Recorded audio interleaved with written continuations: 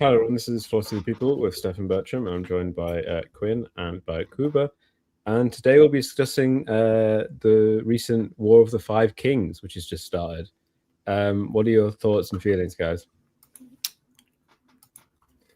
I support the true king, Joffrey Baratheon. I support Obviously. the legitimate king. I will not comment further.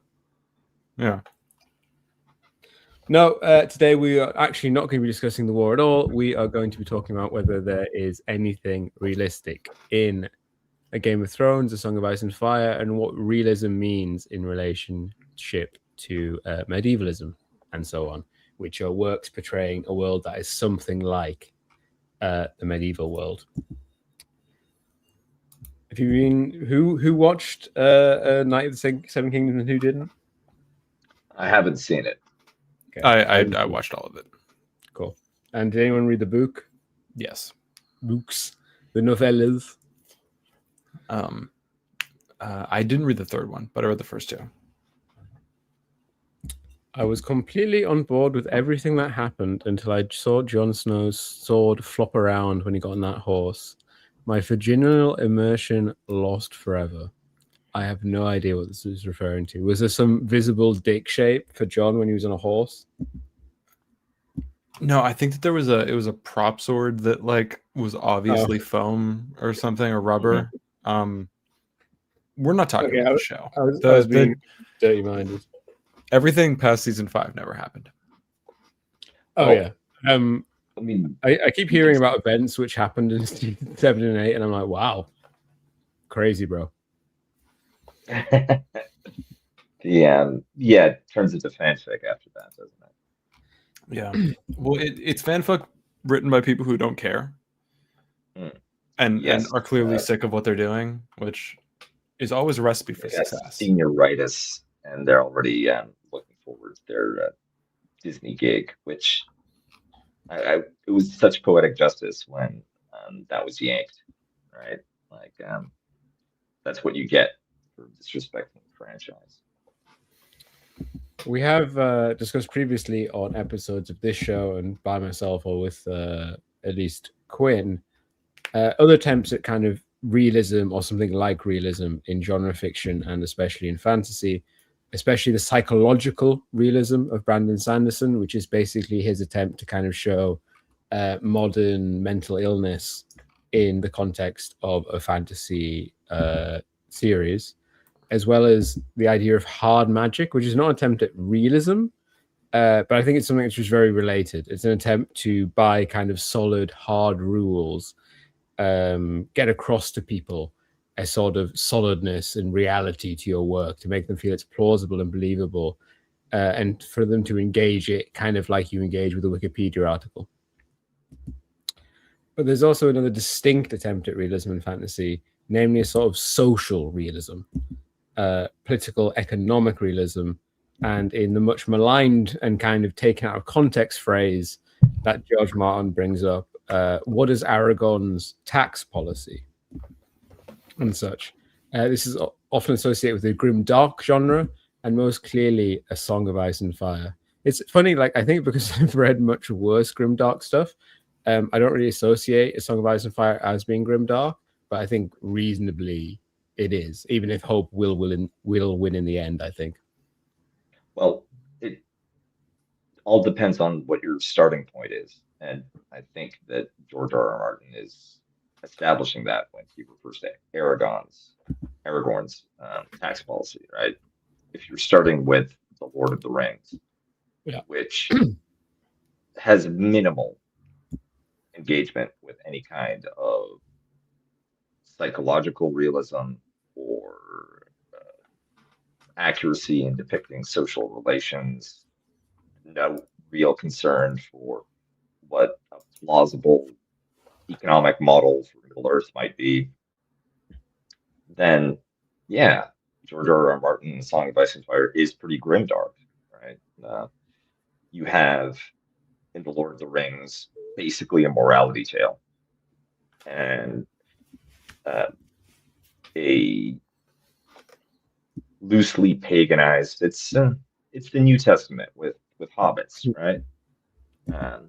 And because of that commitment to moral uplift and clarity, it's become a darling of trad cats and different types of Christian traditionalists. But what allows it to play that role is precisely how it flattens psychology, how it simplifies economic, social, political relations. And you just end up with a story about there are good people and there are bad people. And the only gesture towards any kind of complexity is that because of the fallenness of man, sometimes people who could be good get corrupted and turned into unwitting or broken instruments. But nearly always because of like malign influence, right? Like Boromir was tempted by the ring. His father was brought low, basically by like a decades-long mental contact with Sauron, which, you know, honestly, fair enough. And the King of Rohan, Theoden, was directly brought low again by Saruman's magic.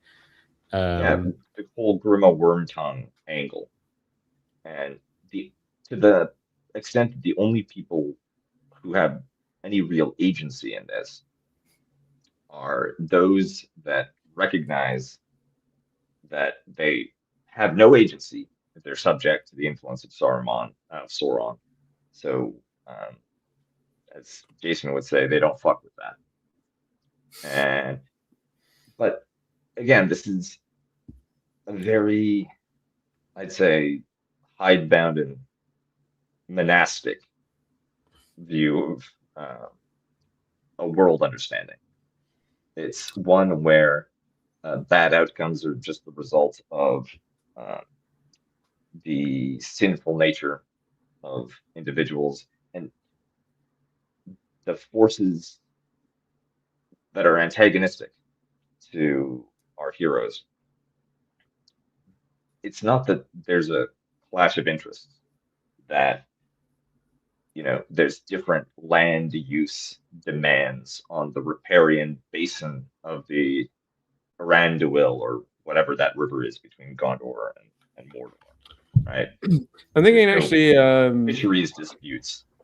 It's not true in like kind of his older histories, but it does feel like in that the actual Lord of the Rings story is quite evangelical, like American contemporary evangelical, in the sense that, you know, all evil is like directly caused by the influence of demons, which is presumably not what Tolkien thought about evil in the world, but that's how it does come off in A Lord of the Rings. Actually, let me stop you right there, right? Because there are Catholic figures.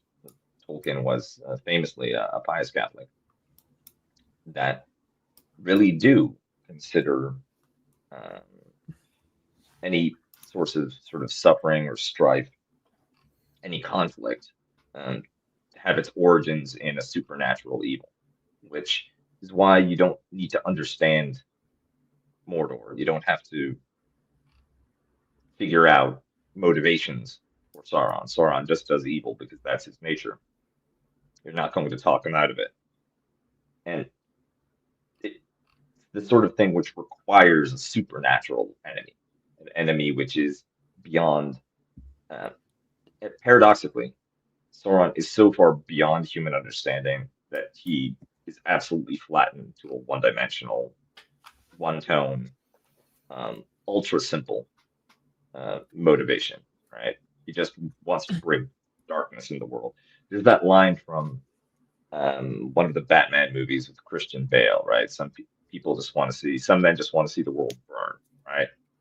And that's presented as though it's some complex insight, while in reality, it's just the surrender of understanding. What makes Game of Thrones different is that, to the extent that we can even talk about evil, rather than just a clash of interests between.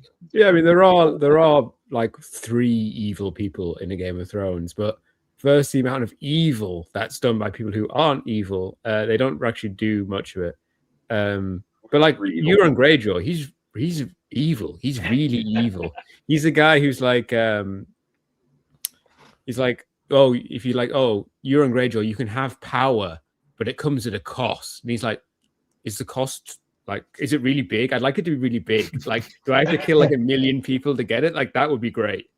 I think if you told him like, oh, you can get power, but just there's no blood involved, he'd be like, can there be? Well, what the hell, man? What I do want to say before we really get into it is, I don't think that Jar Jar Martin is trying to portray this kind of cynical, grim world where you're best off when you just slaughter your way through people. This is a problem because we've been waiting so long for Winds of Winter. We might die waiting. Well, George might die waiting.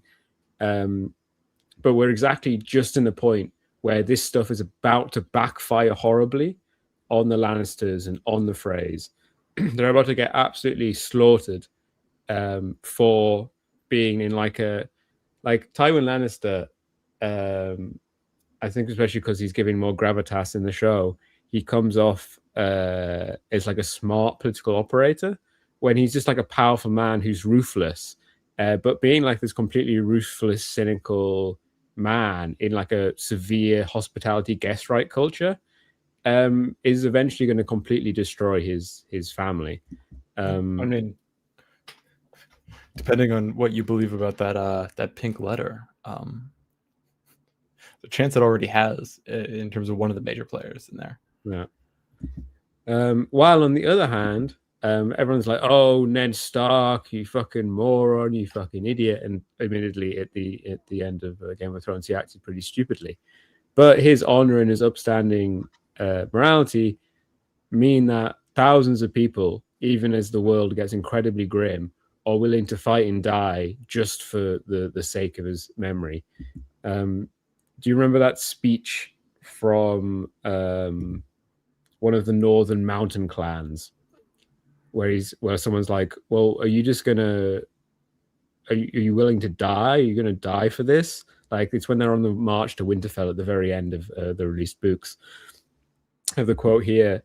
The northern clan guy is like, I want to live forever in a land where summer lasts 1,000 years. I want a castle in the clouds where I can look down over the world. I want to be 6 and 20 again. When I was 6 and 20, I could fuck all day and fight all day and fuck all night. What men want does not matter. Winter is almost upon us, boy. I would sooner my men die fighting for Ned's little girl than alone and hungry in the snow. No one sings songs of men who die like that. As for me, I'm old. This will be my last winter. Let me bathe in Bolton blood before I die. I want to feel it splatter across my face when my axe bites deep into a Bolton skull. I want to lick it off my lips and die with a taste of it on my tongue. So if you're a good man, insane, crazy guys like that will sacrifice their life for you, just for the sake of a hope of possibly saving your daughter. Who, like, spoiler alert, isn't even there. Yeah, not even her. It's a fake Arya, and yet it doesn't matter. Yeah, and I think when they get there and they're like, "Oh, it's just her," they'll be like, "Well, whatever, let's fucking kill him anyway." Like, that won't change anything at all. Yeah, I mean, I think the Stark family works even better as a nebulous ideal than, you know, actual people. If you get rid of the actual people, we can just commence with the killing and get this like individual shit over with. It is funny that like a reasonable amount of people reasonably believe that like all of the Stark children are dead. And actually only one of them is. Yeah. Well, we don't know about one of them. We have no idea what's going on in Skagos. They might have just eaten it. Rickon has already tamed cannibal. What are you talking about? Yes, that's where cannibal is. I love that theory. I was trying to think of the most demented theories, like dementing sounding theories, which I actually believe are true. But we'll get onto that hopefully much later on. We won't instantly descend into that. We'll try and talk about themes and so on. Yeah. And I want to suggest that being cruel and cynical in the world of A Game of Thrones, A Song of Ice and Fire, gets you most everything for a short time, but it requires violating all social mores, and that leads to your inevitable destruction. the strength of certain social rules, which are broadly alien to us, but also understandable and coherent, is one of the main strengths of realism here. So it was I saw a stupid thing on Twitter where it's like, the Tywin violated guest right in a hospitality culture, and so he's going to be done in for that. And then people are like, well, actually, in our culture, mass murder is bad. And it's like, yeah, but you're missing the point, mate. For one, in Westerosi culture, in the right circumstances, mass murder is not morally objectionable, depending on how it happens and the circumstances.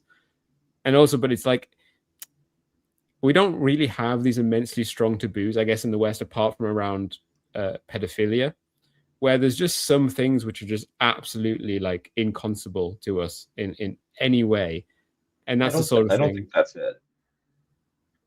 I don't think that it has to do with the strength of taboos. I think it has to do with one of the very first scenes where you're getting to know Ned Stark is he encounters a deserter from the Night's Watch. He sentences the man to die for desertion, and he carries out the sentence himself. There's this whole notion, part of the Stark honor is that the man who passes sentence must carry it out. And I think that in the world of Game of Thrones, if you have a moral code, if you believe in laws, rules, whatever they are, it's on you to instantiate them in the world. There's no gendarmerie that you can appeal to. The White Cloaks are completely corrupt. If you want to make guest right mean something, then yeah, you may have to commit some mass murder in order to preserve that taboo. And they take it for granted. It's actually the further and further that we get into the second Trump administration,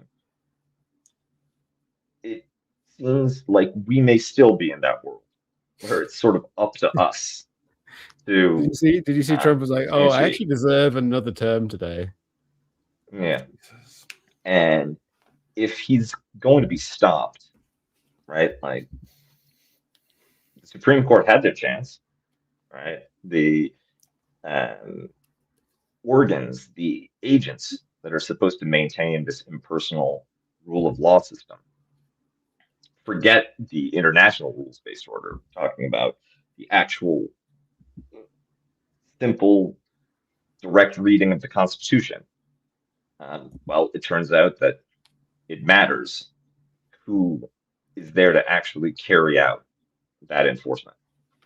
And we've taken it for granted that there's layers of distance between the institution of laws and their and our relationship to them. We just follow the rules, but there's somebody else whose job it is to enforce them.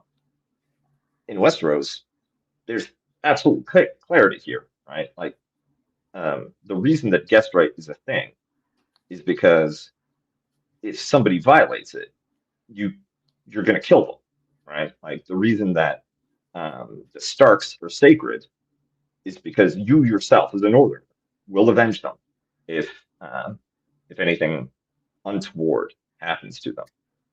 And I think that we just don't have that sense that we might be the ones called upon to actually make real our cultural taboos and values. We assume that somehow these things abstractly self-regulate, like the market, Yeah, no, we need personal intervention in social morality in order to make sure it happens. But I would say one of the kind of most important and interesting, though largely, it's very recently that this system has gone out of use in the West, but the system of bastardry and legitimacy, I think, is one of those systems which is most interesting in George Martin, what most leads to it being feeling realistic, in the sense that there's these clearly deep, thought out social systems which exist and are really nuanced, both in how they're implemented, how people regard them, and that there are like there are like two sides to things, you know, because we feel bad for Jon Snow, but Catelyn Tully is right in feeling that, like, what the fuck is going on with this guy living in my house who my husband refuses to explain, and so on and so forth. And B, he is very much a threat to the succession of her children, especially if Robb was to die. Like, if Robb dies, I mean, this is what happens in the books, where Robb, worrying that he is going to die, legitimizes Jon Snow and names him as his heir, which is like the right thing to do. But Catelyn Tully is like, now her family has been cut out, her children have been cut out of the succession in Winterfell. I don't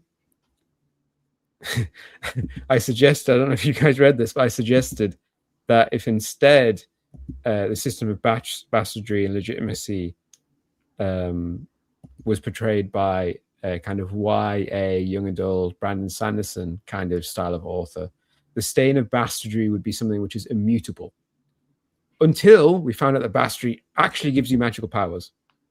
And the bastards then all Voltron themselves together into overthrowing the evil regime, and they institute like a liberal constitutional monarchy, which doesn't have a tax policy.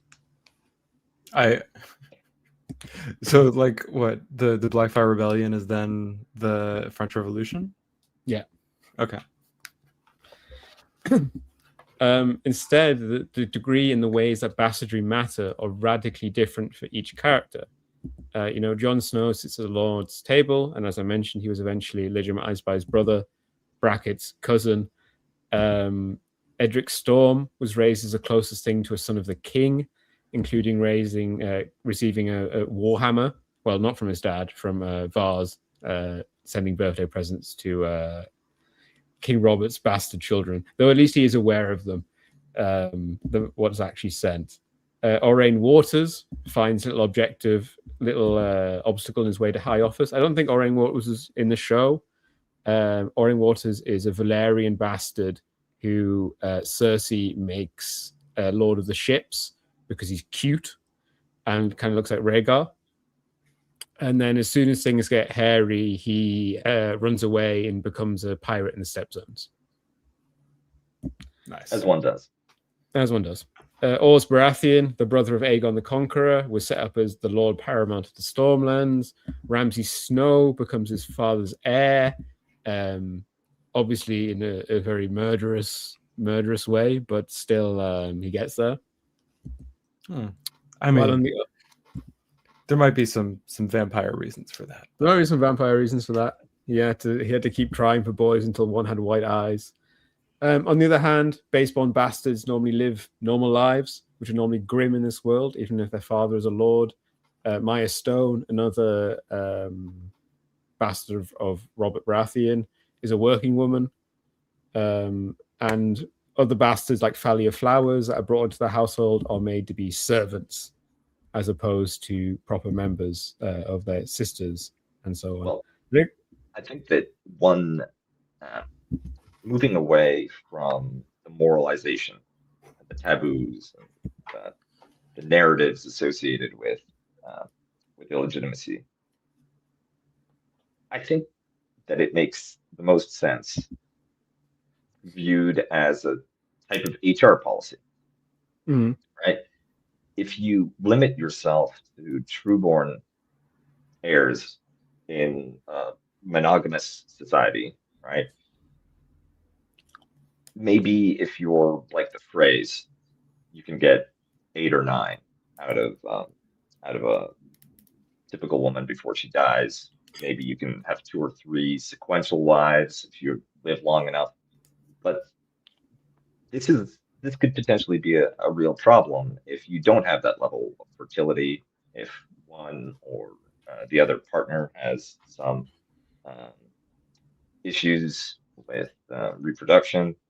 If they just get grayscale or whatever, the world of Ice and Fire actually has much better health outcomes than the actual Middle Ages in Europe. But even so, there's a gajillion ways to die, especially for children and vulnerable people. It's really funny with the Targaryens, because George has to constantly like winnow them down to like 10 guys, but they can't die of common diseases, so they die in the most hilarious, fucked up ways constantly. Like drinking wildfire or getting eaten alive from the inside by fireworms. That's rough, man. That's too much. Yeah, But I think that one, the description really sounds like he had just watched Alien, and like he was like, what if I made the xenomorph birth scene like worse? What would that look like? But like having a large pool of illegitimate children, and here's the thing: they don't even actually have to be your own. There were a number of significant dynasties, like the Julio-Claudian line in that Julius Caesar and Octavian both belong to, actually practice inward adoption quite regularly. You just, if you find a particularly talented youngster, right, why make blood quanta a limitation to your recruiting strategy? And obviously the one that cooked out of it was Marcus Aurelius, who the philosopher. Exactly. He's the one that insisted on the siege is strong, and then we get Commodus, and Russell Crowe becomes a Hollywood draw, right? But I think of illegitimate children in houses great and small all across Westeros as being essentially a type of standing reserve. Yeah, you can. It's a bit of a pain in the ass to legitimate them. You owe some favors, but you can when necessary. And even if you don't eventually have them in the line of succession, right? The households require, apart from the noble family themselves, right? Master of arms, maesters, specialists of all kinds, a dedicated crew in order to run a place like Winterfell. I mean, even smaller keeps need some people that you can really trust, and better illegitimate relative than a complete stranger. Well, that's what the Sand Snakes are, right? That's what all of Oberyn's bastards are. Yeah, they are very much like they're most explicitly like the reserve army of. Yeah, I need to send a guy somewhere. Well, a girl, but. And it's brilliant, right? It works very well. They're fanatically loyal, absolutely devoted, and a part of that has to do with the fact that the Dornish are just more enlightened, kind of across the board. But the status of women, right, illegitimacy and everything. But yeah, because consider the alternative, right? If you're just limited to trueborn children, then one bad generation and there goes the entire house. Plus, you're constantly surrounded by people who really cannot ascend beyond the level of servant in your universe. They could be the trustiest Jeeves that you could possibly ever have, but sometimes you need more than that. And fundamentally, too, for a proper aristocrat, someone who belongs to the lofty world of knights and people with castles, there is a fundamental psychological barrier to understanding what a commoner wants and feels. With the bastards, there's that gray space, there's that flexibility, which can be very useful, very fertile, if you will. I was going to talk about the power of love. And the power of love is unironically incredibly important in the works of GRRM Martin. Why did I say And like Captain Planet. that? But yeah, the power of love is immensely important in George's works, both on kind of like a physical level and a metaphysical level. And that's very, very distinct from a lot of grimdark work. But that's also a great deal of the reason why bastards aren't often treated in the way that it's kind of written down on paper that they should be. Because people often love their children and people often love their siblings. That's very obviously what's happened with Jon Snow, that he's just a stand-up guy. So all of his siblings, apart from Sansa, really like him, and Sansa is also ambivalent. And that's in the context of their mother at least moderately trying to turn them against them, but that just does not work. And this very much mirrors, not just this, but the whole system of the variety of how bastards are treated very much mirrors what was happening in the medieval world. There are bastards like Anthony, the great bastard of Burgundy, who, by just being like a stand-up guy, being very valorous, he was also a top shagger. He was in the Order of the Golden Fleece. And they took him in once for like a Maoist criticism session, and were like, "You're like virtuous in like every way. You have all the cool stuff, apart from you're a massive philanderer. Like, what's going on, bro?" But he was loved deeply by his father and then by his brother. He never tried to overthrow any of them or assert his own rights or anything like this, and was immensely rewarded for it. He saved his brother's life and blah blah blah. There's also William the Bastard, and William the Bastard was a bit more Ramsay Snow in his approach, though not obviously nearly as ruthless. But he just got there by grinding. He rose and grinded, and he got there in the end. This also relates to the fact, as George Martin has said, there isn't succession law in Westeros. Someone's asking him, what's the succession law in Westeros? And he's like, doesn't exist, mate. That's not how the medieval times worked. But there is like a master of laws on the small council, but it's very unclear what they actually do.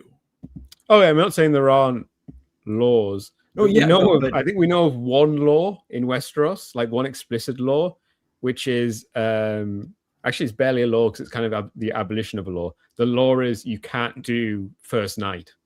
Oh yeah, and that was woke womanism, because it was Good Queen Alysanne, I think, who was having a conference with whores by the wall, who were explaining that they were mostly descended from people that were first knighted, and she was like, "Fuck, let's get rid of this," and they did. I think that this is based on the approach to traditional law in the Middle Ages, because after all, what's the meaning of law if in theory you've got a monarch with absolute power? And the master of laws, in my thinking, is just there to kind of be a Yoda figure. You talk to them, they know a bunch of stuff. Yeah. And when they bring up laws or decisions of previous rulers, it's basically just like, well, this guy tried it this way, and this is what happened. This other guy did this other thing, and it worked out like this. So, do what you will. Please don't execute me. But it is impressive. I think one of the things with Westeros is that is maybe slightly implausible, is actually that prior to Robert's Rebellion, I guess prior to the War of the Five Kings, there's once a war over who should be the next king, in the sense of a legitimacy crisis. There's like 4 or 5 great councils where they have to hash out who should be the next king, but they just successfully hash out who is the next king. The only war is the Dance of the Dragons, which, to be honest, Viserys, what were you doing? You were kind of being retarded, bro. Like, he had a daughter and no legitimate sons, also no illegitimate sons. he's like, oh, she's going to be my heir, but I'm also going to remarry. And, well, if I have some sons, then I'll still insist that she's the heir, despite that's a complete violation of all customary law in my country. And this isn't going to end badly, etc., etc. Everyone died. Yeah, that's because Jaehaerys was incapable of like really making a decision, right? Like I think that he was so stuck in on like, oh crap, I have to find some kind of compromise between my new wife and my daughter that I promised I would give her the throne. Yeah. That he the reason the whole war really happens is because he doesn't marry for love, does he? He just marries. Not really. In the books it's unclear. In the show it's more like didn't they also make him a nonce in the show? Didn't they make a Blackwood lady like really young? I mean, there was an age gap. The Hightower, I mean, yeah, she's like a teenager. It's not like, great, but I think in the books it's like 29 and 18 or something like so. Yeah. But oh god, what was I going to say? Never mind. Could we go? Yeah. Oh right, yeah, I'm stupid. Also, there was though that was kind of like that was Maegor like causing a succession crisis, but that also interfaced with the Targaryens and the church not having actually properly hashed out what their relationship was going to be at the time. Yeah. So like there was kind of a Targaryen civil war, but not like it was also happening, but it was kind of like a sub theme of a religious civil war. I do think there's at least a couple of the Blackfire rebellions that should count as like succession wars, though. Succession crises. Because the first one is a succession crisis. Well, no, because it doesn't happen. Sorry, I mean like at the death of a monarch. Yeah, because it was Aegon the Unworthy. He dies, but then Daemon doesn't rebel for like 10 years afterwards or something. Oh, I thought it happened sooner. No, like he didn't want to do it. Daemon had to be like egged on for like 10, it might have been only like 6 or 8 years, but he had to be egged on for years and years by Fireball and various other people to actually commit and do the war. Well, part of the reason, thinking about the House Targaryen, looking for some kind of real world counterpart, the closest thing I can come up with is the Habsburg monarchy, right? They also had a vast empire with subsidiary kingdoms, and they managed to sort of keep it going for a remarkably long period of time. And there was a couple of moments when the gender issue became absolutely decisive. The pragmatic sanction. Precisely. I think it was Emperor Joseph who only had a daughter, Maria Theresa. And he spent the last 5-10 years of his reign just going around to every part of the Habsburg realm, getting every single major figure, whether a king or an elector or a council or a diet or a parliament, to recognize Maria Theresa's right to succeed.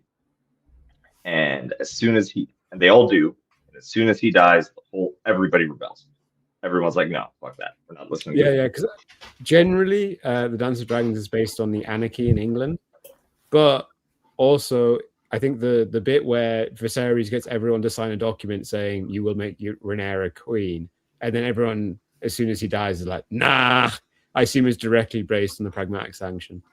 Although, do you know how that situation ends? Well, the Austrians win, right? She marries a guy and they win. She is pregnant when her father dies. And it turns out that the child is a boy. Mm.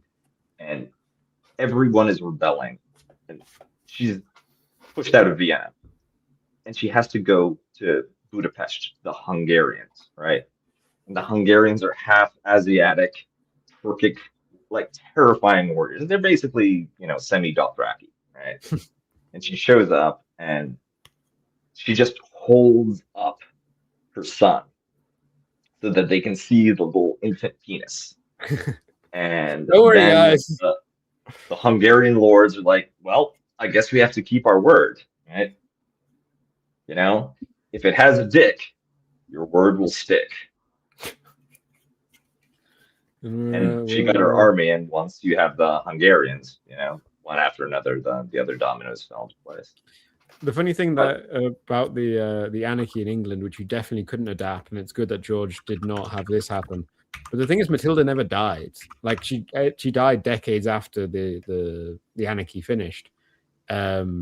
She just at some point is like, oh, okay, whatever. Actually, my sons can be king instead of me. And everyone's like, oh, okay then. Okay. Yeah. One point of divergence is that the Habsburgs were surrounded by other significant powers. France, Bavaria. I can't remember if Prussia at this point was a rival, but you had other forces. Yeah, I think Australian succession was like them against everyone. Yes, them against absolutely everyone. And the whereas the Targaryens just have to deal with other Targaryens. Red Rogue is suggesting that the oath signing was also part of Matilda's succession, but if that is true, and I assume it probably is, that's something I missed when I was reading about these things. All the rest of us wouldn't even let it go through the female line. What was the plan? Which was the plan for the queen who never was? It would have gone to a son. But of course, that is what happens in the end. It is Rhaenyra's descendants who sit the Iron Throne until today. Well, and then Robert's claim to the throne is through the female line. Yeah. It's interesting, too, because if you're going to be a real stickler for this kind of thing, then there's always the Turkish solution, right? You have polygamy and a harem, and you just have an entire football team worth of sons waiting in the wings, all training up. And they didn't use the personal union system for monarchies, Muslim monarchies in EU4, just because it would never happen, because it requires one kingdom to not have an heir. And Muslim kingdoms have like a plus 100% or 300% or something heir chance. They just always have one. Yeah, I mean, that's what the harem is for. But then the first role of any newly minted sultan, in fact, the way that they become sultan is by killing all of their brothers. Yes. I feel like, right, I did miss a paragraph. Did you know that, guys, that there's a set of historical novels, French historical novels called The Accursed Kings, which are a set of novels about the 14th century French kings and their various horrible bullshit which happens to them, caused by the English and not caused by the English. And those are the books basically which, to anything George based A Song of Ice and Fire on. Just this horribly tragic things happening to king after king. There was one king who they basically put on a mummer's farce, as they would have in, as George would call it. It was like a relative of his, but who was a widow, and widows remarrying at the time was like you'd poke fun at them basically. So they came dressed as basically like forest demons, like fully dressed, like the king and like 5 of his young guys came dressed in like big furry outfits of like wool that were like green and stuff. And they like danced around the stadium and blah, blah, blah. And then his cousin, which many people think wanted to take the throne, came in, even though it was forbidden, with a lit torch in his hand. And these 5 guys just go up. And it's just this horrifying scene of the king and 4 other guys just burning. The king survives because he'd informed a female cousin of his that it was him below the suit just before. And just as he was getting set on fire, she took him under like the skirts of her dress. And that was enough to put out the flames. And another man survived by jumping in a vat of wine. But the other 3 burned to death. And these are the sort of this is the sort of stuff that George got the material for A Song of Ice and Fire from history and from some of the most horrendous things happening in France in the 14th century. I think though that there's kind of on the realism angle,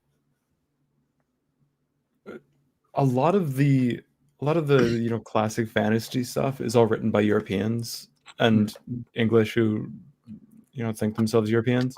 I'm not making a comment on that. I'm just one way or the other.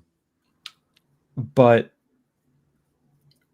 George is like through and through an American, and doesn't have the same kind of emotional attachment to this history. He thinks it's cool.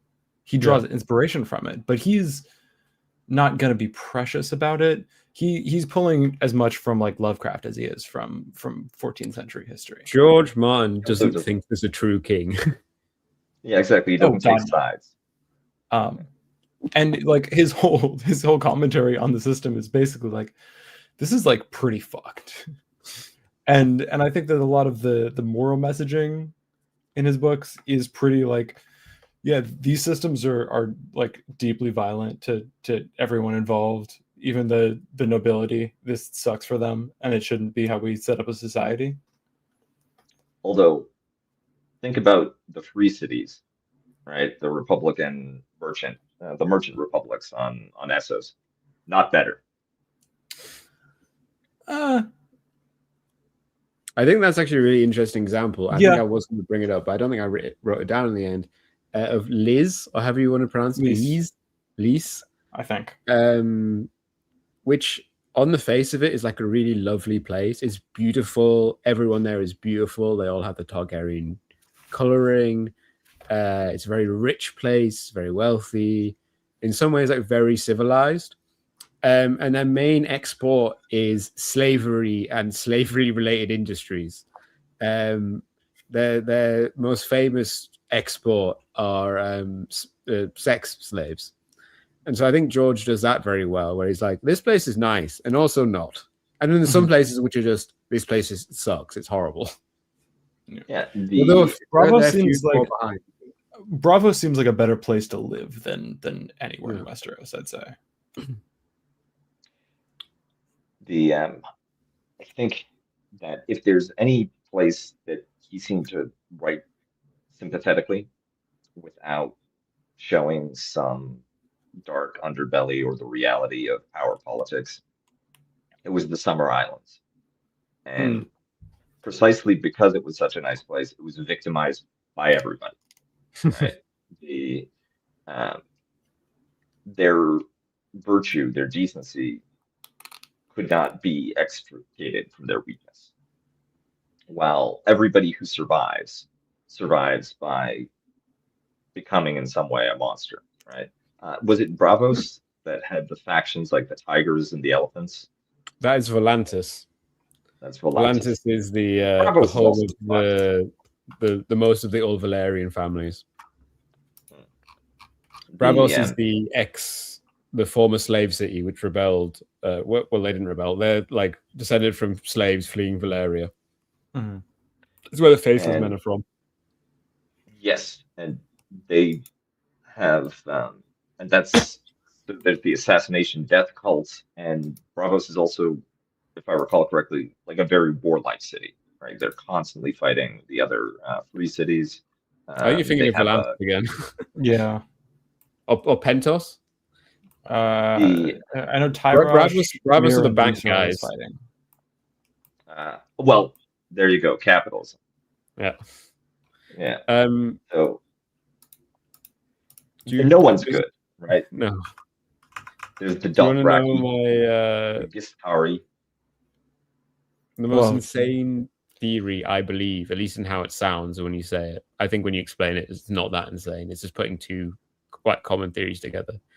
Is that the Faceless Men caused the White Walker invasion? Go on.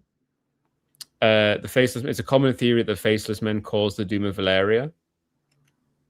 That they like pulled some kind of one of the nuclear reactor dragon things, and that caused the whole place to go up because they're descended from the slaves. They're from Bravos, probably, and the idea is that basically they took down the Valerians. And then I think it's really fucking obvious So they're Antifa. that the White Walkers woke up when Valeria went away. Because if Valeria is around in this pomp of power, the White Walkers would be incinerated in like seconds. They wouldn't get a foot past the wall. If a Valerian freehold could be asked. But then the thing is, with the Valerian freehold, they had so many dragons, you could have just like hired some idiot cousin to bring him and his like 10 stupidest mates, and they would just blow up the White Walker invasion. One thing that I think the show in its degenerate final seasons does get right is that the White Walkers are powerful enough, smart enough, ruthless enough, so that yeah, the dragons are a problem, but there are solutions to fighting dragons. Just like the Viet Cong shot down B-52s.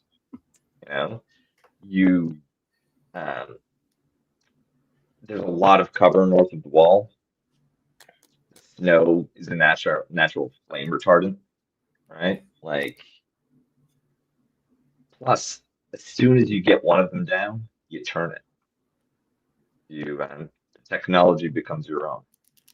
I will say I do actually believe that it doesn't matter like beating the White Walkers. It doesn't matter how big your army is or how many dragons you have or whatever. The actual defeat of the White Walkers is not going to be like a physical event on snow. Like it's going to be some kind of magical metaphysical deal, basically.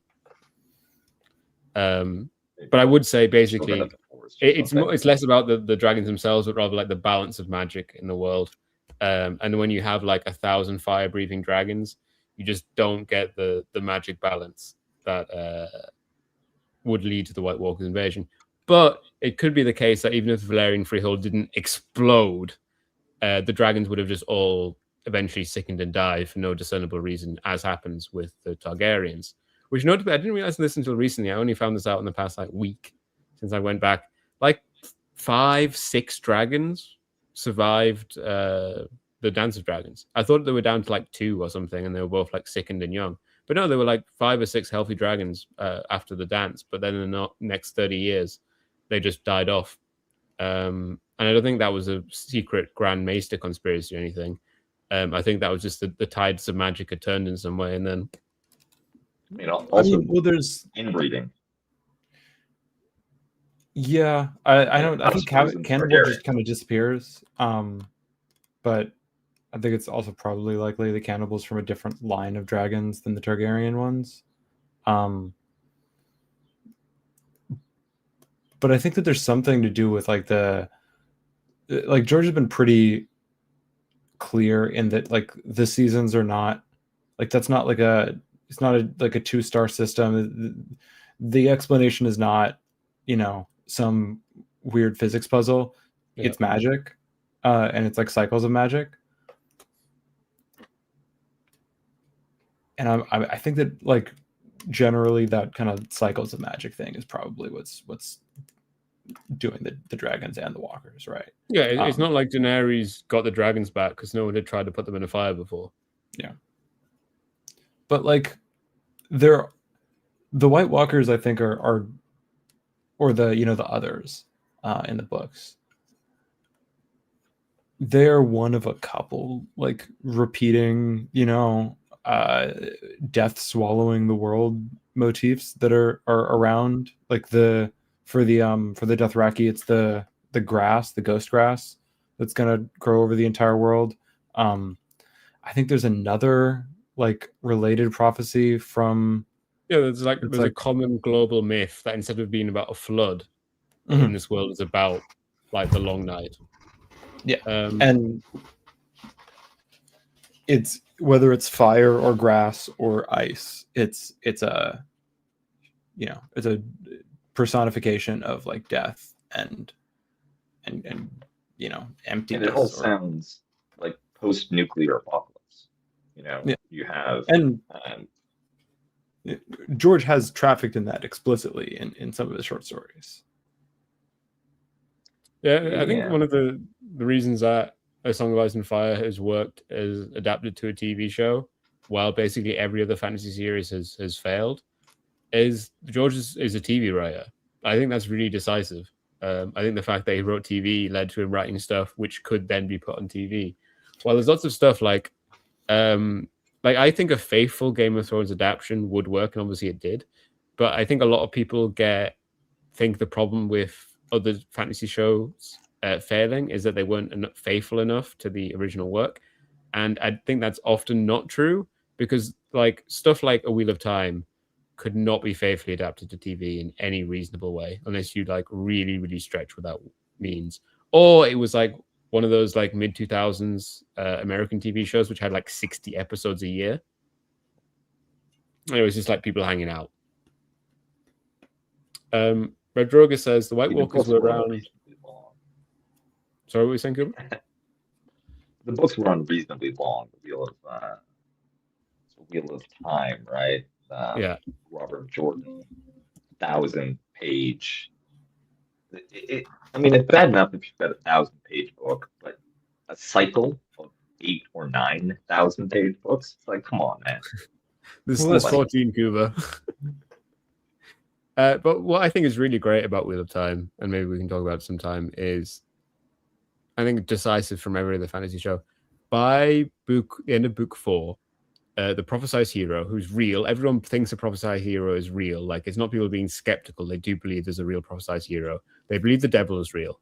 At the end of book 4, the prophesized hero has declared himself, has taken over like his first cities and so on. People generally believe it's him. They believe him and he's the guy. And you think they're setting up to like have the final battle with the devil or whatever. And then he spends 9 more books like herding cats and doing politics. Because actually, even if you're Jesus and you're about to fight the devil, people aren't just going to fall in line.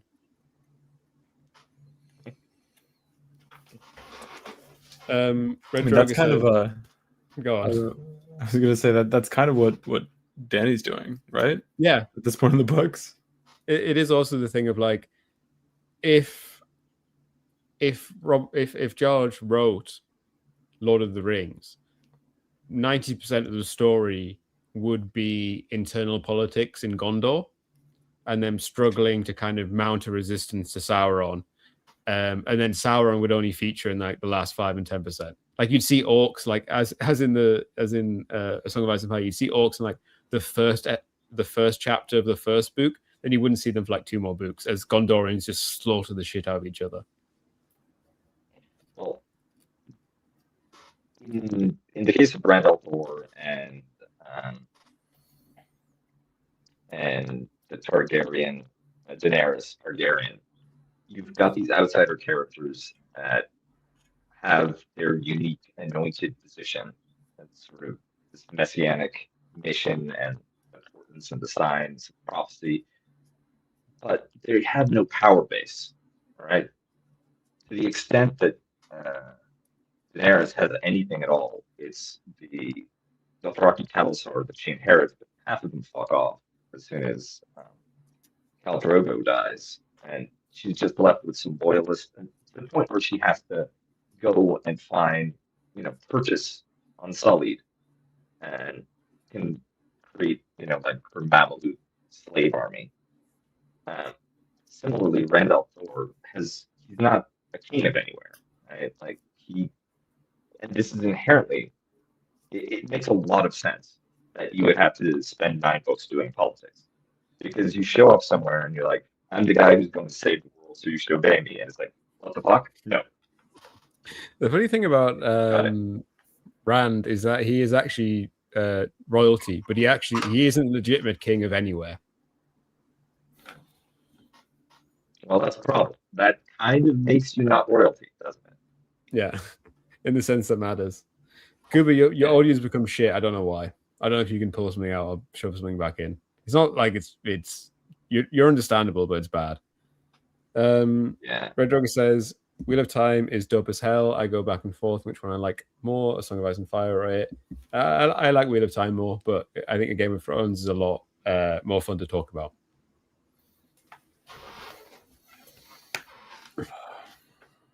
Yeah, I haven't read Wheel of Time, so I have no comment. Kuba, what's your favorite? Sorry, not Kuba.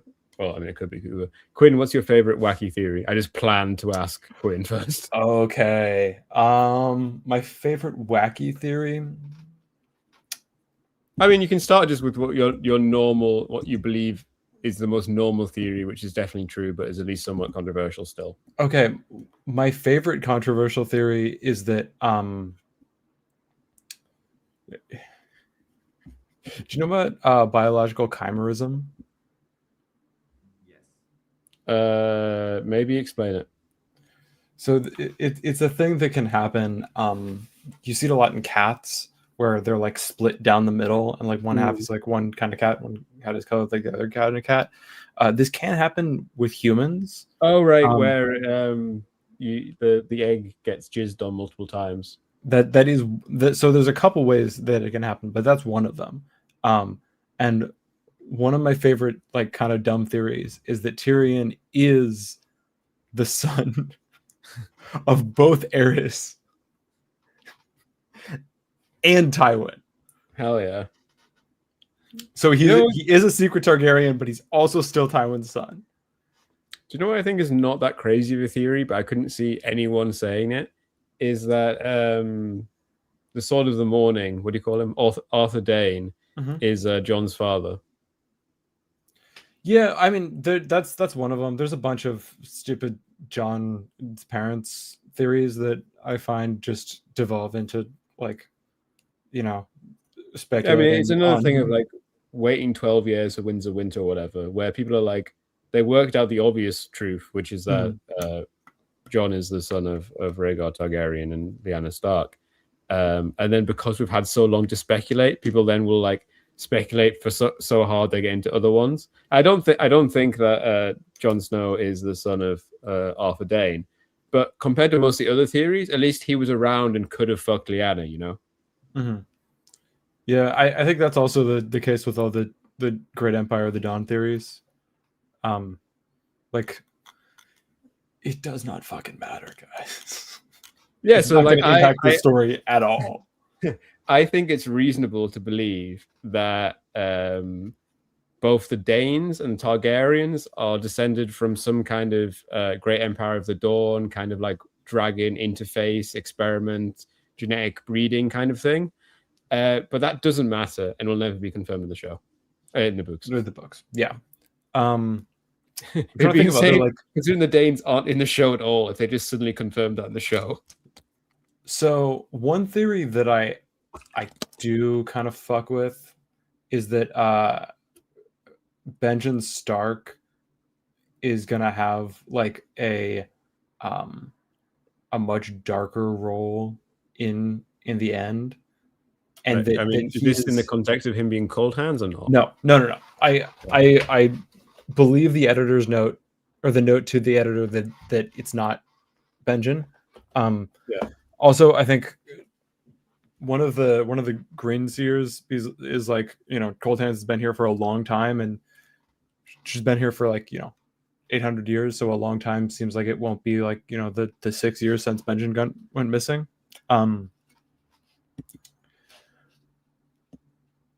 I think that Benjen is doing stuff to set up, or has been doing stuff to set up Jon Snow to lead the Night's Watch, and maybe become the next Night's King. I think that he was the one who sent the Whites back to attack Mormont and to get Jon Snow to be the one to save Mormont. But I mean, how do you think he got this theory? Like, is he working with Bloodraven or is he working against Bloodraven? I I think they're probably working parallel. Like I don't think they're working directly together. I think he's tapped into some old, weird Stark magic. The other suggestion is that it's actually Benjen Stark, for what Red Drogo is saying. I think it's definitely not Barristan, because Barristan like reflects on it and seems to have not got pussy. Yeah. And you feel like if it was Ned would have thought it, but then you think also if it was Benjen, then Ned probably would have thought it too. So it could have been Benjen. Yeah. And that's why he ran off to take the black, because he was ashamed. His attempt to breed the perfect Great Dawn of the Empire soldier failed, and so he had to flee to the north to make different plans, obviously. Yeah. Kuba, are you a theory cell? I really like Stannis. Oh, you muted. Or no, he's not muted. It's just really, really low. Oh, is it? Yeah. You can hear me now. I Just barely. always complains about my. Oh yeah, I do hear the very slightest amount. Go back to whatever you were before. It's bad you have shit audio than no audio. Okay. Oh, You became Now we can slightly hear you. louder. I think that maybe I just need to lean in closer so you can. it worked for feminism. I'm talking. I'm Better. having to lean in to hear Kuba leaning in. Yeah. Okay. Well, I like Stannis Baratheon, and I appreciate the fact that he actually seems to be a sort of rational statecraft leader rather than the sort of romantic protagonists that come out of the Stark line or the ruthless son of a bitch Tywin Lannister. And I think that he's going to ambush the Boltons on the at the lighthouse on the ice lake. Yeah. He's going to lure them out there. He's gonna do Austerlitz. Yeah, exactly. He's going to do Austerlitz. And yeah, I don't know where it goes from there, but I like the idea of having a larger role for Stannis Baratheon, that he's not just an afterthought, just be discarded. I also like the whole, all of the Cthulhu Easter eggs that are speckled throughout the whole mythos, around the Iron Islands, the oily sea stone chair, and everything. Which I think are going to become a lot less hints and a lot more just like in your fucking face as Euron brings some fucked up shit out at the start of Winds of Winter. Well, I mean, he's probably It'd be really funny though if it doesn't work. I don't know if I think that there's a chance that like he tries to summon like actually some like deep one old gods, and they're the drowned god comes up, looks at him, is like, no, you're not worthy. You haven't done enough murder, and then goes away. Like I think he might get rejected, but I do think there's a decent chance that he, sacrifices his dipshit brother to steal a dragon.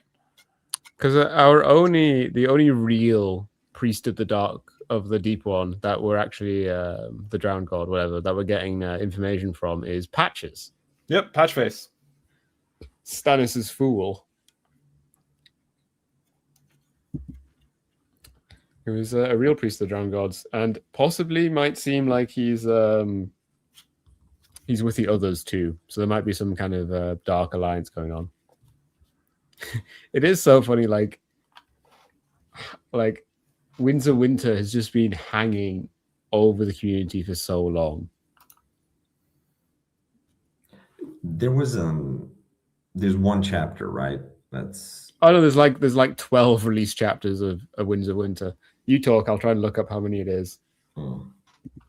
Yeah, anyway, if you're making me talk, then I'm just going to have to sign off because it's getting late here. Okay. Tomorrow is a school day. Do we want to defend one of the 3, 4, theories? 5, 6, 7, before we 8, go? 9, 10. There are 10 released chapters of Winds of Winter. The Winds of Winter. I don't know. I mean, Kuba. I'm not sure if Kuba has the interest of doing insane law bullshit, because it could be fine that Kuba goes now and then we start just doing like Serious I'm shit's the over. Emperor of ET. There's the We just stop being Glee sensible at all. Yeah. Yeah. But I'll catch that later. You guys go I was deep. gonna say, do you have anything you wanted to say about realism and medievalism and A Song of Ice and Fire and Game of Thrones and so on before you go? I appreciate the psychological realism, especially it's a completely different type of fantasy than you get from J.R.R. Tolkien, right? The movement away from adversaries as being demonic, is representing some sort of metaphysical evil, right? That's a fable. That's a storybook. There's, the reason that Iran and the United States were antagonistic had nothing to do with one being evil and the other one being good. Right? That's just not the way that human psychology works. And it's a shallow projection. It infantilizes people. Like Lord of the Rings fundamentally is for children. And George R.R. Martin, he mines history and he turns it into a narrative for adults. And that requires a certain level of realism, even if you don't go all the way down to the Domesday Book of Westeros. I think that would be a book in its own, just trying to do a census in Westeros. Yeah. That's a spin-off, right? Like maybe when they finish with House of the Dragon, right? It's just like Varys and Littlefinger going around trying to count heads of cattle. Everyone is just telling infinite lies. I own nothing. I'm no one. I'm made of dirt and tears, and I'm untaxable in any way. And some I do appreciate that what he's doing is like, oh no, I own all of this. I didn't actually read it, but there's a thing on like the hints about how the taxation system works in Westeros. But I do appreciate that George largely realized that medieval kings did not raise money through like being like the Lord of Stormland must give me 10% of his income. Like, that's not what happened. Yes, there's a problem with your tax return this year, Lord Baratheon. All right, I'm going to sign off. All right, you guys can. Thank you, Kuba. Here, gentlemen. Do you have the theory thing up? I do, yeah. So my suggestion is, because they're so insane, a lot of them, that they're just indefensible. My suggestion is we get a couple skips. Click the button 5 times, copy them all out into a text document, and then choose the one that you think is most defensible. Okay. It is funny though when you get some of them which are just true. Like you get Daenerys Targaryen. Okay.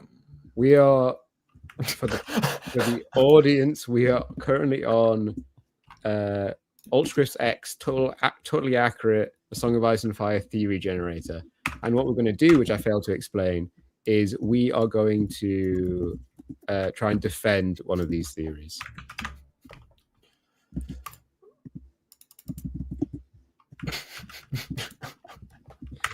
I think it'd be funny enough to read the five theories out and then choose, announce publicly which one you're going to defend. Oh, fuck me. Okay. I've got to also remember who these fucking characters are. Who's fucking Glorious Ed? Is he a Night's Watchman, I think? Maybe. I gotta look that one up. From House Tollett. Yeah. He's one of like John's friends. Yeah. Moon Boy, who are you? Some Moon of the Boy is fools. the dancer in the veil that Littlefinger pins the the murder of Lysa on. Oh, poor him. Moonboy is the fool. Oh no, he's the fool of Baratheon. Oh. You're thinking of the Moon Door. Oh, I am thinking of the Moon Door. Oh yeah, he just continues to exist and just hangs out. He's not dead, he's not fucked up. Hashkush 420 says, "Hi all." Raw Abiba suggests that dragons are realistic. Yes, that is also the thing that I think with people sometimes act as if A Song of Ice and Fire was like started off not magic and then got magic, and that's not true at all. It's like completely magic from the very start, but it's just kind of in a certain context. Have you got your 5? Yeah. I gotta do a little double checking to see which ones I can actually defend.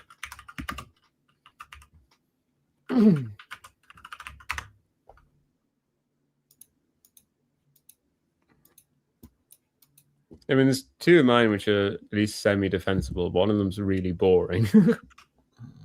I think none of mine are boring, thankfully. Okay, good.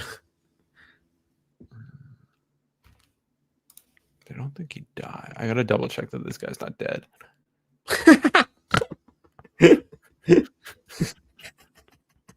Because I can't remember how it ends for him.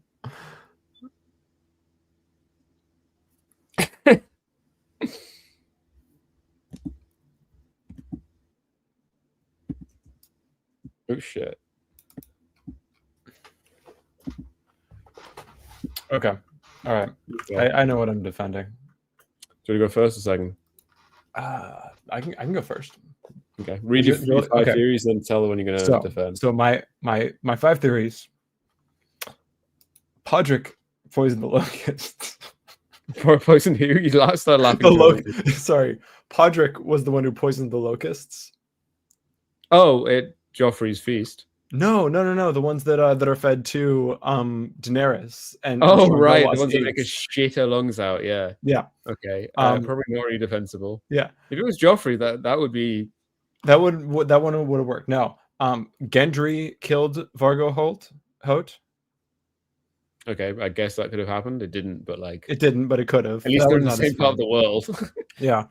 I'm gonna move that one down to the end because that's the one I'm gonna defend. Tormund and Joanna Lannister are Daenerys' real parents. Cool. Jorah is a secret Targaryen. Cool. And the one that I would like to defend, Stannis will fall in love with Zaro Zoandaxis. Is that Dany's husband? Who is Zaro? Dany's first husband, who is I think now the leader of Karth. Not the leader of Meereen? I don't think so. I think it. Let me double check. Oh, the guy that in the show is a black guy. Him. Yes. Okay. I don't think he marries her. They just kind of hang out. Oh yeah, they have like a thing, and then when she's like, "I'm not going to give you a dragon," he's like, "You should probably leave." Yeah, he's like, "Oh, we should go to a shy and stuff," and she's like, "I want to go home." Everyone keeps telling her, "You gotta come to a shy. Come to a shy." Makes me think that maybe she's gonna have to go to a shy. Truly, the Dubai of Westeros, of Planet Toss, as people say, and sounds like dog shit. So please defend this. Okay, so let me double check where Karth is on the map. Actually, I'm not going to do that. It's only going to make my case worse. So, after Stannis does Austerlitz, I think that it is going to go poorly. I think there's going to be massive losses on both sides, and he is going to have to go on the run. Because he's pissed some people off. There's probably wildlings after him for, reasons. He's being chased by, the remnants of let's say the Bolton forces, and he gets on a ship that is blown wildly off course. He's trying to get back down to Dragonstone because he's decided that he wants to live out the rest of his days, back at home with his family, even though they're back up at the wall. He just misses Dragonstone. And okay, you got him roughly 1/10 of the way there. Yeah. So he's on a ship. A crazy fucking storm hits. He is blown so far off course. And his ship is like wrecked into it is pushed into the harbor and crashes into another ship right outside of Karth. And he comes in and makes his case to the 13. I am the rightful king of Westeros. You have to help me get back and pay for my army. And the 13 are like, we already had a rightful leader of Westeros, and she had dragons. What's your deal? You're just a guy who's wet. You're like an aging wet man. You seem like a real downer. You're really killing the vibe. But I think that Xaro is going to see him and kind of take him under his wing. And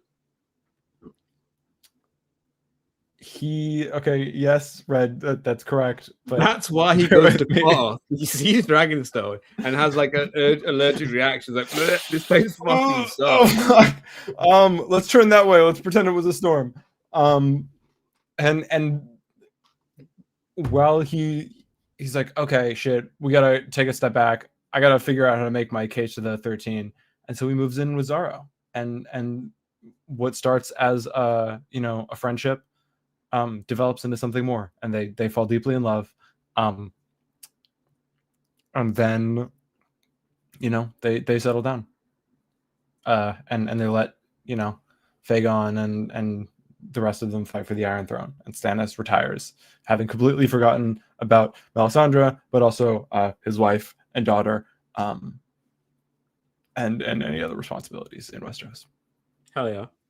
Yeah, I mean, it's just like he's gone to a lot of people and be like, I'm the king. And they're like, fuck off. One time he gets told that and he's like, all right, whatever. I'm fucking off. I think there's only a certain number of times you can be told fuck off after saying I'm the king. And then you're like, I guess I have to fuck off. My 5 are Dolores Ed Targaryen.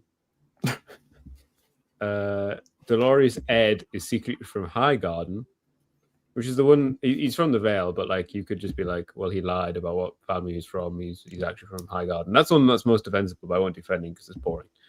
Moonboy will be defeated in battle by an unnamed wildling at Riverrun, which I don't think will happen. Jon Snow will be defeated in battle by Brienne at Mount Caelin, which I guess could happen if he became the Night King. Or similar stuff, or she becomes the Night King.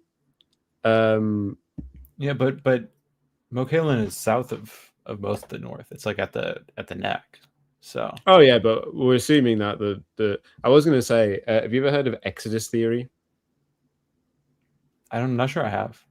Exodus theory is basically the theory that most of the rest, we're expecting that everyone's going to converge on Westeros, but Exodus theory suggests instead that Westeros is going to get its shit blown the fuck out in the Winds of Winter, and everyone's just going to leave, and the rest of the story is going to happen in Essos, which is obviously not going to happen. No, but it is a very well written theory, which actually understands the literary themes that are going on in George's work. So it's very, everyone's like, oh, this is a well written theory, which is definitely not true.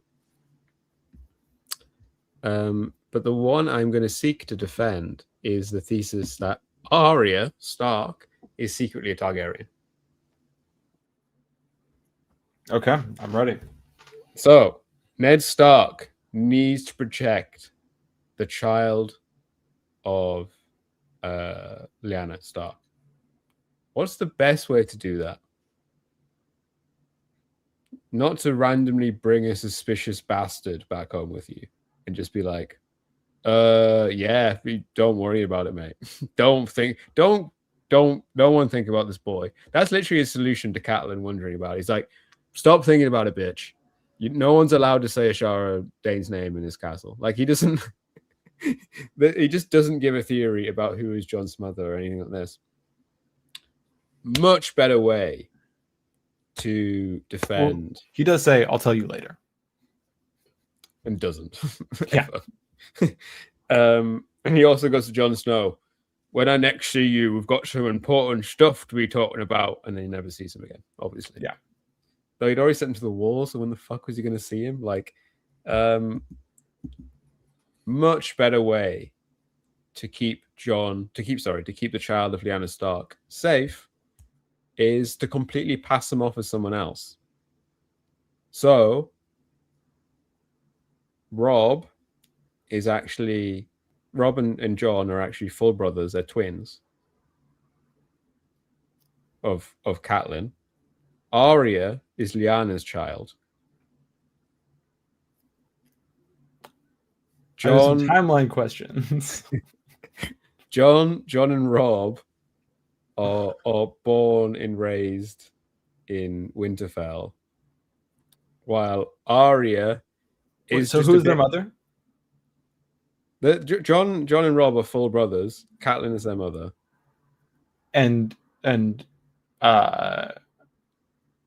But she wasn't engaged to Ned until after his brother died.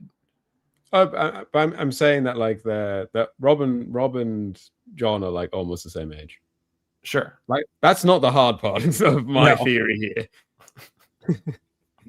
They're twins, and maybe Catelyn doesn't know. Maybe like one of the babies was just like snatched instantly away, just like, whoa.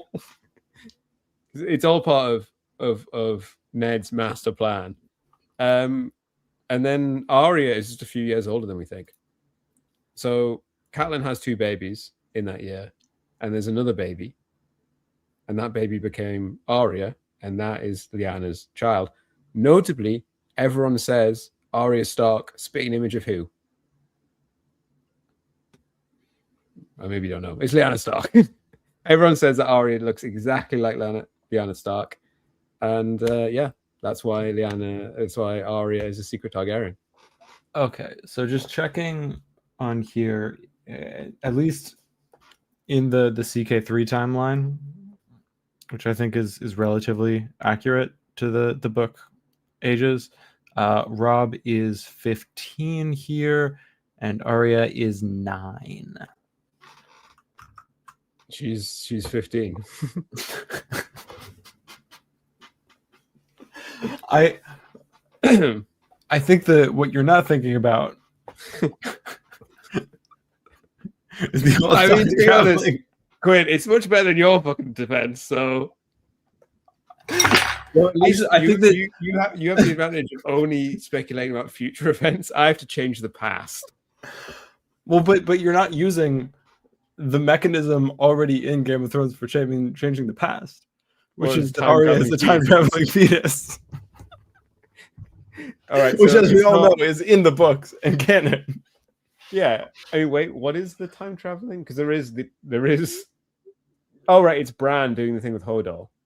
That's the retrocausality which exists. That's the time travel, but from there, I think the time traveling fetus is usually that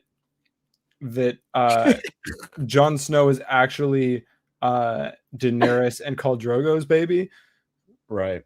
Who is time traveled back by the power of the Red Comet or whatever, and fucking kills Lyanna. Yeah. But yeah, we do know that retrocausality is a thing which exists in a Game of Thrones, in A Song of Ice and Fire, because of the whole thing with Hodor and Hold Door, which it was such a bizarre, cringe thing that that George Martin wrote it in the 90s in his secret notebook. Yeah. I don't think that it's going to be him literally like holding a door. I think he's probably going to be like fighting with Longclaw or something. Like he's going to be like, hacking at people. Yeah. But that is, I do believe that it's true that the retrocausality was not made up by D&D. They're not creative enough. No. Catelyn forgot she had twins. I mean, that's the only way to make her POV make sense, which is the main obstacle to the theory. Well, Ned is kind of a funny. Ned is a really impressive POV because he just doesn't think about a lot of shit. Like, for instance, he just doesn't think about who actually fucked Ashara, even though he presumably knows. I think that a better way to justify this theory would be that either Catelyn or Ned is a secret Targaryen. Okay, but that's cheating. If you just go backwards, then like, yeah, that's like.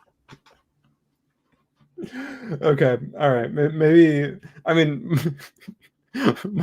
my justifications were not good, so maybe I shouldn't get on this high. I mean, it's obviously a hard theory, but yeah, I mean, I think that would be. But I assume when people say X is a Targaryen, they mean one of their parents was a Targaryen. Mm-hmm. Another round? Sure. All right. Oh, that one's boring. We should skip the boring ones. Possibly true. What the fuck?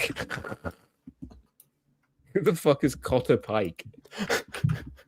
I'll fucking cotter your pike, mate. I'm pretty sure that's one of the Night's Watch. I don't think Night's Watch characters. I started trying to think of a Song of Ice and Fire fan fiction, and I'm like, oh my fucking god, this story has so many moving parts. I mean, we're doing fan fiction right now. We're just calling it theories. Yeah, I did see. Did you see that fucking shit on? I don't know if you go on Twitter. I try to avoid it, but I'm not sometimes unsuccessful. Someone was like, "Why don't straight guys make fan fiction?" And it's like someone was like, "Yeah, they do. They're just called theory videos."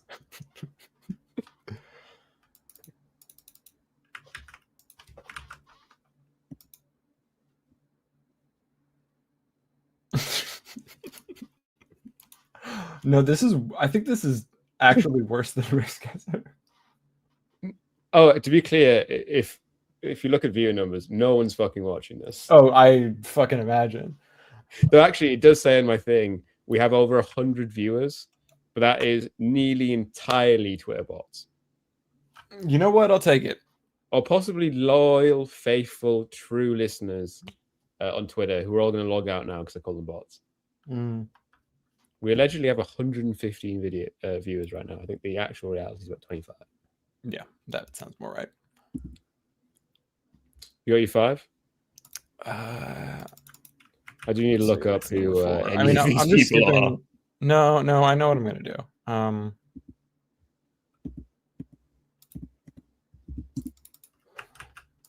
right. That's a good one to end on. I'm not going to defend that one, but okay. So I've got mine. You wanna take the lead this time? I just need to look up who Barbary Dustin and Tyrene Sand are. Tyrene Sand. Damn, Barbary Dustin's looking kind of hot. Nice. I don't know who she is. Tyrene Sand.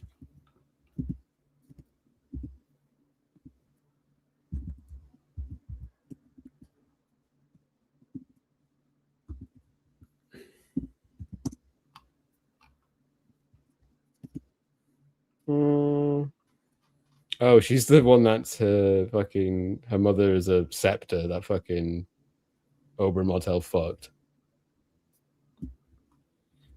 Okay, my theories are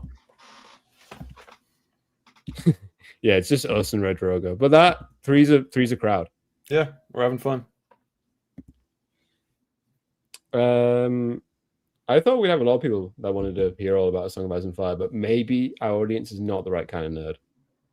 We've cultivated the wrong kind of nerd. My 5 are Bran will form an alliance with Asher to defeat Cotter Pike in a climatic battle at Winterfell. That one will not happen and is indefensible. Barbary Dustin will join Daenerys' Queen's Guard. That's mostly unlikely because she's just a random middle-aged woman who doesn't know how to sword fight. Mace Tyrell will join the Night's Watch. Very unlikely to happen, but it could, and if it did, it's boring. I mean, what would he do there? Tyene Sand will wield Lightbringer, which I don't think is true unless there's some kind of prophecy which requires like the daughter of a alleged virgin to wield Lightbringer or something like that. But the theory I'm going to seek to defend is the White Walkers will be defeated at Storm's End. So I think the White Walkers are going to get far. Mm-hmm. I think it's like basically thematically necessary for them to go through the Riverlands because of the amount of time we spent in the Riverlands. Mm-hmm. I think they're getting through the north. I think like Winterfell will be reclaimed at like the end of the series or something, but I think Winterfell is falling to the White Walkers. They're getting through the neck somehow. So I think that will be like a very big event. And they're getting into the Riverlands. I think a very notable thing is there's never ever in the entire history of Westeros since King's Landing was founded in the Conquest, is there's never been an extended siege of King's Landing. King's Landing is always something which is either like immediately assaulted or is just taken without a fight. It's often taken without a fight. I think another thing which will happen again in the series, I think the White Walkers will walk straight through King's Landing. If it's held by a young Griff or young Griff and Cersei or young Griff and I saw people calling young Griff young Grift, which was great. Nice. But Storm's End is not a place which falls, though it is going to fall probably at the start of Winds of Winter. It's basically undefended. And Storm's End is probably the most impressive piece of construction produced by like the precursor civilization, whoever they may be in Westeros. Well, I thought it was built with the help of Bran the Builder. Yeah, I mean that's one of the that's like the mythic history, yeah. Gotcha. Okay. But obviously Bran the Builder allegedly lived 8,000 years ago, which is one of the funniest things about George's writing. Though obviously I think people are like, wow, George is a fucking idiot. He thinks people had 8,000-year-old histories. People didn't have 8,000-year-old histories, but they often thought they did. Like the Chinese. Well, there's also like pretty explicitly in the like John is supposed to be like the 998th. Oh yeah, which is like Lord Commander, and then Sam's like, hey, there's only record of like 200 of you guys. Yeah. And obviously it's also he's 998th, so he can die, someone else can be elected, and then he can be the 1,000th. Yeah. But Storm's End is like basically the walls are like fused stone. Like there's no grip at all on them. And one of the most insane theories in the Song of Ice and Fire is that Storm's End is actually a nuclear reactor, because that's like kind of how the walls look. They look like the walls of a nuclear cooling tower. And I don't think Storm's End is a nuclear power plant, but I do think that Storm's End. What Stijai is the real nuclear facility that melted down and caused the world to be like this. Oh yeah, obviously there's nuclear reactors in the Shire. Don't get me wrong. That is not in Storm's End. Yeah, I think Storm's End is like one of the relics of the Great Empire of the Dawn. It was possibly involved in a previous effort to defeat the White Walkers. And a lot of things end at Storm's End. I think that's kind of the nature of Storm's End. A lot of ambitions end at Storm's End. A lot of stories and people and so on and so forth end at Storm's End. And I think it's very possible that the series will end at Storm's End. Yeah, no, that's pretty good. All right. What have you got, bro? So, Alistair will wipe out the Snarks. Cool. The house with the red door is actually an old town. Right, because there's a theory that the house with the red door is actually in Dawn. That's the normal theory. Yeah. Patchface will kill Bran with Lightbringer. Okay. The Hound is Nissa Nissa. Nissa Nissa is one that died 8,000 years ago, right? Yes. Okay. To create Lightbringer. Yeah. It's Circle of Life, in it. Yep. But no, the one I would like to defend is the Grand Shadowbinder Conspiracy. Hell yeah. Which is vague enough that I can make it be whatever it wants. So, okay, yeah. Hopefully it involves Shadowbinders. Shadowbinding, right? Fire magic from R'hllor. You sacrifice what would be like, a child, and that becomes this being of shadow that you control. Right, that's how Dany's dragons were made. No. Yeah, her unborn child was sacrificed to the dragon. Sure. Yeah. But the Grand Shadowbinder Conspiracy is the flip side of this. It is the it's that shadowbinding can also be done by ice magic, and when ice magic users do shadowbinding, instead of a being of shadow, it's a being of ethereal light. Ooh. Which is how the others are actually described in the books. Ooh. So the Grand Shadowbinder Conspiracy is just the White Walkers. The Grand Shadowbinder Conspiracy is that the others, the White Walkers, are actually just the children of the forest or the old gods doing shadowbinding. They are sacrificing like Craster's kids, and they are recreating. They're basically doing the same thing that Melisandre is, by reanimating human spirits under their control. But that's what the others are. They're shadowbinding done by the children of the forest to get the revenge on humanity. Oops. Yeah, no, I think that's one of the ones where we can't confirm or deny. Yeah, but that's at least something. No, I think that was good. I think it's better than the first one I did.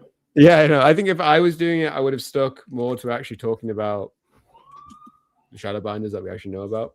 But I think because that's the thing. Like, I think that was a good enough theory, but it was just like it's one of those Song of Ice and Fire theories where it doesn't have any connection to like anything that's fucking happened. So you're just like, yeah, maybe, could be. Like literally, like that. It's probably actually the most plausible theory in some sense because it's just like, yeah, it could be. It's also basically impossible to disprove. I've come up with an unfalsifiable way to bullshit. Yeah, I think the second round was much better than the first because we just defended more distant theories, which like didn't involve me being like, oh, I mean, Arya Stark is actually 6 years older than she actually is. Yeah. So here asks, if you sacrifice a shadow creature, can you get a kid back? So I think it's probably no, because Sam kills one of them with the obsidian dagger. The cause of all human births is others getting killed. Yeah, Mansa's really putting up numbers on the board up there. Penis plus vagina equals child is a fake theory. P plus V equals C. It's false. It's a bullshit theory. Jesus Christ. It must have been really fucked up when the first human was like, oh my god, this really fun thing is causing those really annoying things. Oh god. Were you gonna pull up the Soon has just turned up. Yeah. Hear me going. Penis versus vagina equals child equals fake. Do you want to do? Were you gonna pull up the So I have the Iceberg? actual theory thing up, but I was going to suggest, do you want to do one more round of fake theories? Yeah, but I think we should just do one. Like we should just have like the we next have to go one I try raw. We have to defend. just defend whatever we get. Okay, sure. All right. Jane Westerling's hips killed Kevin Lannister. I think mine might be literally true. I think I might have got one of those ones. All right, let's hear it. Oh no, okay, it's not. But like it's I think I've got one of the ones which is just like, yeah, it could be. So my theory is the giants built Bone Town. Okay. They were trying to prove that penis versus vagina. Sure.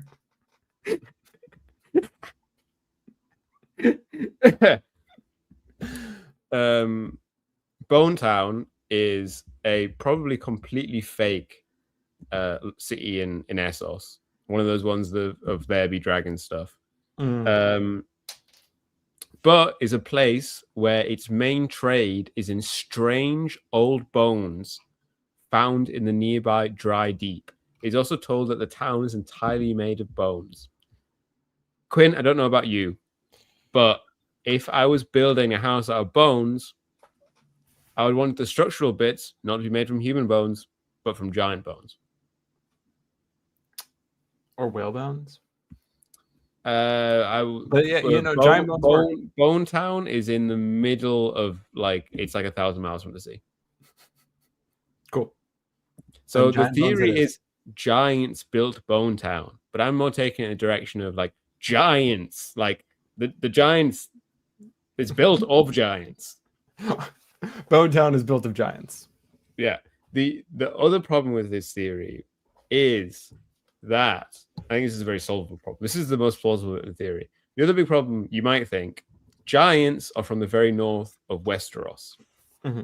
Bone Town is 6,000 miles away at the very east of Essos. Of the very east of Essos that's still on the map. Well, that's where giants still are. Good theory. They used to be everywhere before the first men fucked them up. True.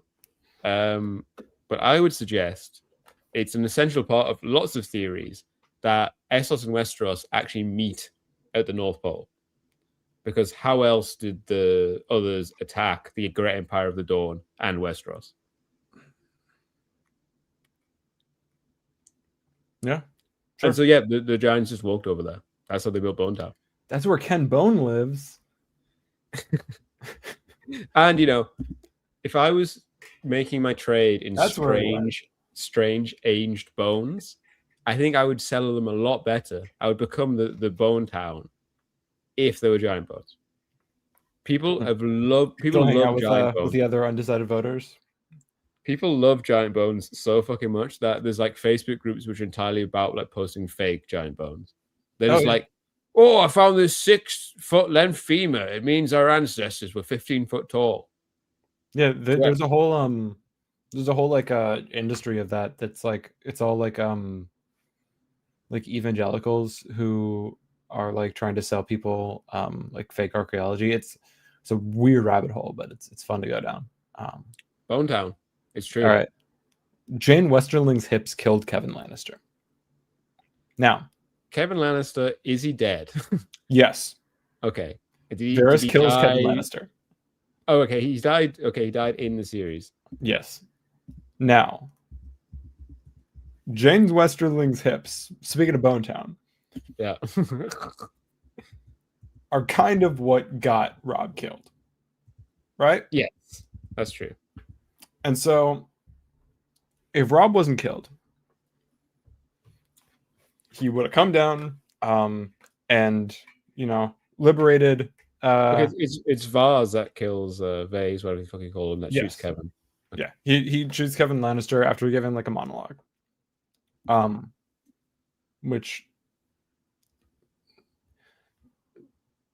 I still don't know if we should like believe that or if it's like just George getting lazy about exposition. But yeah, not very in character for Vaz to just do an evil monologue, even with the dying man. Like he's about to kill him. Like, why would you do this? Unless Varys' true character is that he's just like sadistic and he wants to get like under this guy's skin before he kills him. But I think I already know what you're gonna do with the theory, and I think it makes sense. But That, you know, if not for Jane Westerling's hips, Robb would have come down, joined up with Stannis. They would have taken King's Landing, and Kevin Lannister being off. You know, I think he was just at Casterly Rock for he was most just of hanging this. out in Lannisport Like, or whatever. The Lannisters that are in King's Landing, not going well for them. But Yeah. Kevin Lannister, he would have been okay. He probably would have like been able to, you know, keep. He seems like kind of a chill guy. He would have been able to, you know, make. He might have make use of inherited the new pieces. Westerlands. Yeah. If it wasn't for Jane Westerling's hips. Yeah, Jane Westerling's hips. If not for them, he wouldn't have been Hand of the King. He wouldn't have got shot by Varys. He'd Right, still be because alive. Jane Westerling's hips caused the Red Wedding. Yes, it's entirely her hips' fault. That's Well, what I'm we're not that's- saying it's her fault. That's saying what they we're are, going like, with on They're the clear. on There's This is clear Revolution causal and give them an connective argument. tissue there. The violence exhibited on the, you know, on that poor young couple. I mean, I'm not saying it's her fault, but rather her hips are part of the causal line which lead to the Red Wedding, and the Red Wedding destroys the Lannisters. Ergo, Jane Westerling's hips and a lot of other things killed Kevin Lannister. Yeah, completely reasonable. I think when we're forced to do one theory, we actually work much harder, or we're just getting warmed up. Yeah, but I think that I think we got some ones that were like defendable. Yeah, we got lucky. I mean, yeah, mine was easy. It's like it's ones where it's like some bullshit that no one cares about happens to some bullshit that no one cares about. And you're like, yeah, it could have been. All right, yeah, I guess that makes sense. This is a real theory iceberg, Yeah. which is readable if you full screen it. Okay, let's see. I'm obviously starting us way down. Like, this is the top where just things are true or whatever. Oh yeah, fuck that. Nuh-uh. Clegane Bowl will still happen. Definitely fucking not. No. Clegane Bowl is stupid. Let him, like, you know, live off as the Gravedigger. Tywin was aware of Joffrey's poisoning and purposely let it happen. Could be. I mean, he I don't wasn't think even he would in though. King's I think Landing. he's too proud. Yeah. I mean, also, There's also like, I don't there's know. a lot of N plus A equals J, which I don't know what the N and the fucking whatever stand for. I think that's Ned and something else. Or is that just Ned and Ashara? That one. Yeah. But then Ned. Oh, right. I guess the N is always Ned. Yeah. What's L plus J equals J?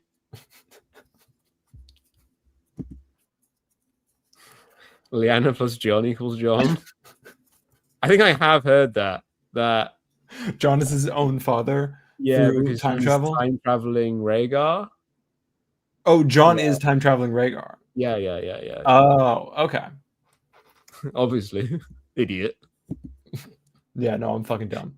Daenerys is a fire white is not actually that crazy of a theory That's to be all the way literally down here. Like, I mean, it's not literally canon, but like, but no, she is reborn in fire. Like, that's not. yeah, like it's like we have her POV and it doesn't seem like she dies.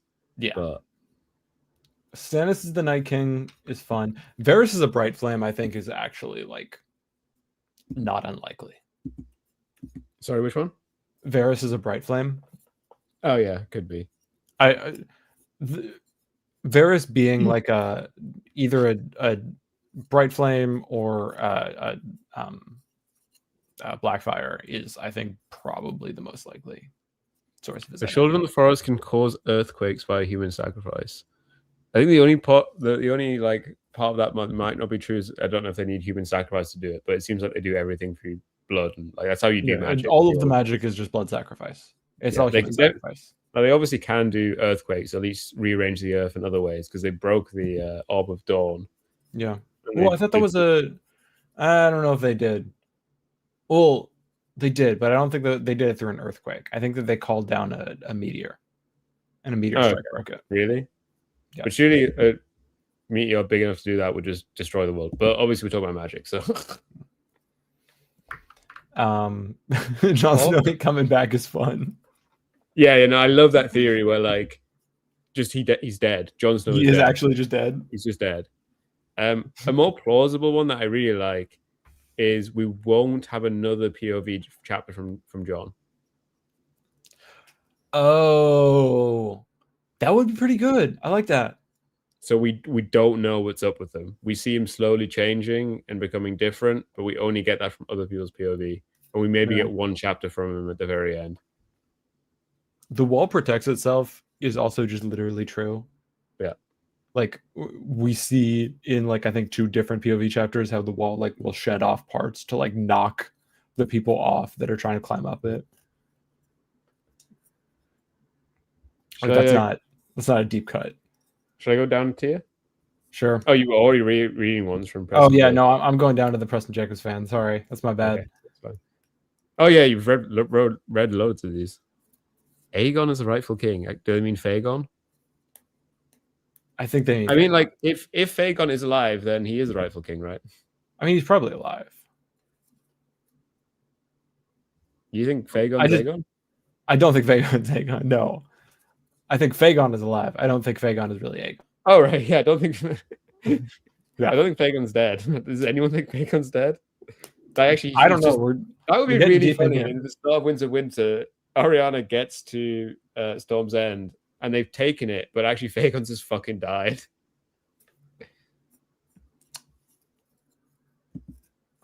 Septa Lamora is Lyanna Stark. I mean, she does have scars from a C-section. Unifying theory of magic. I guess you've already said that, haven't you? You're like, oh, it's all blood sacrifice. Oh, did I? Yeah, no, it's all blood. It's all just human sacrifice. It's all just human sacrifice. Bloodraven has been manipulating everything for hundreds of years. That isn't true, but not in a sense, like not for the sake of trying. Yeah, I mean, he's been trying. I think he's been trying to manipulate everything for hundreds of years, but that doesn't mean he actually did. Yeah. Well, I think that his thing is that he can see everything, or he can see like you can see out of every weirwood, right, or something like this. Yeah, or he can see through like different animals or whatever. How many eyes does Lord Bloodriven have? 1,001. Though maybe when they're saying Aegon, they mean Jon Snow. Because in the next tier, one of the top ones is Aegon is legitimate. And obviously Fagon, if he was Aegon, is legitimate. Although I guess maybe the theory these are different theories, but they're saying the same thing. When Aegon is legitimate, they mean Fagon is Aegon. Yeah. Maybe. The Hound actually did it to Sansa. I don't think so. Definitely not. I mean, we have seen stuff with Sansa's like her memory is unreliable, yeah. But because I think it's essential to the Hound's character that he's like, wait, what the fuck? Am I going to rape a 12-year-old? No, I'm not going to. This shit all sucks. I'm leaving. Yeah, it's a major plot point for his development, and to have him actually, commit that assault, I think cheapens it. I think my theory: Sansa will never have sex in the books. I'm okay with that. She's been through enough. Well, let that poor girl fucking rest. Jesus. We're not. Are we sex negative here at TIR? I guess we're sex negative for 14-year-olds. Yeah, you know what? I'm happy with that. We're the second anti-pedophile podcast. Who's the first? It's the tagline of True and On. Oh, nice. They say we're the only anti-pedophile podcast. All right, not for long. You're not. Not for long. Vars framed Cersei for what? For which one? I mean, I'm guessing it's like the shit that she's on trial for, but what is she in trial for? Anyway? Actually, no, because she's on trial for adultery, for specifically sleeping with the sellswords that she put on the Kingsguard, the Kettle Blacks. She didn't do that though, right? Yeah, she didn't do that. Well, she slept with one of them. Oh, did she? When? Or I don't know if she actually did, or she was just like promising it to him. But I thought that when Jamie came sex with anyone apart from Robert, Jamie, and then doing lesbian rape. Well, I mean, she does, yeah, but then also she tries sleeping with her little cousin, I think. Yeah, like she's making moves on him. Yeah, but if she's being serious or she's being like a weird drunk aunt, you know. Yeah, but I thought that when Jamie comes back, he does some like, oh, you're awfully close with the Kettle Black or whatever. But I do actually think that the Kettle Blacks are, at least have been heavily hinted that they're just working for Varys, or Littlefinger, who I think is maybe also working for Varys. Targaryen and Blackfire alliance theory. I guess this fits in the if for Aegon to be legitimate. Whoa, Kettleblack raped Cersei? It says Flying Snow. Is this like a major plot point I've completely forgotten about? I hear the wiki, boys. All right, let's see.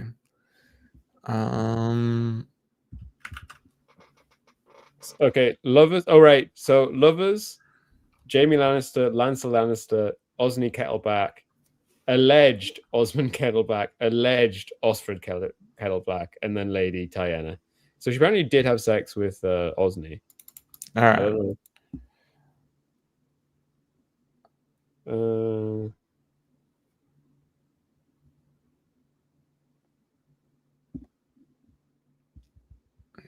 Yeah, so at least the wiki I'm looking at says that Cersei falsely confesses that she slept with Osmond and Osfred in addition to her true encounters with Osney. The Queen, Cersei plots to flame Margaery for adultery and treason. Having seduced Osney Kettleback, she has him falsely confess. Ah, right, because this is what she does. She sleeps with one of the Kettlebacks, gets him to confess to the guy, the head of the religious group, saying he actually fucked Marjorie. And then later under torture, he admits that he didn't actually do that.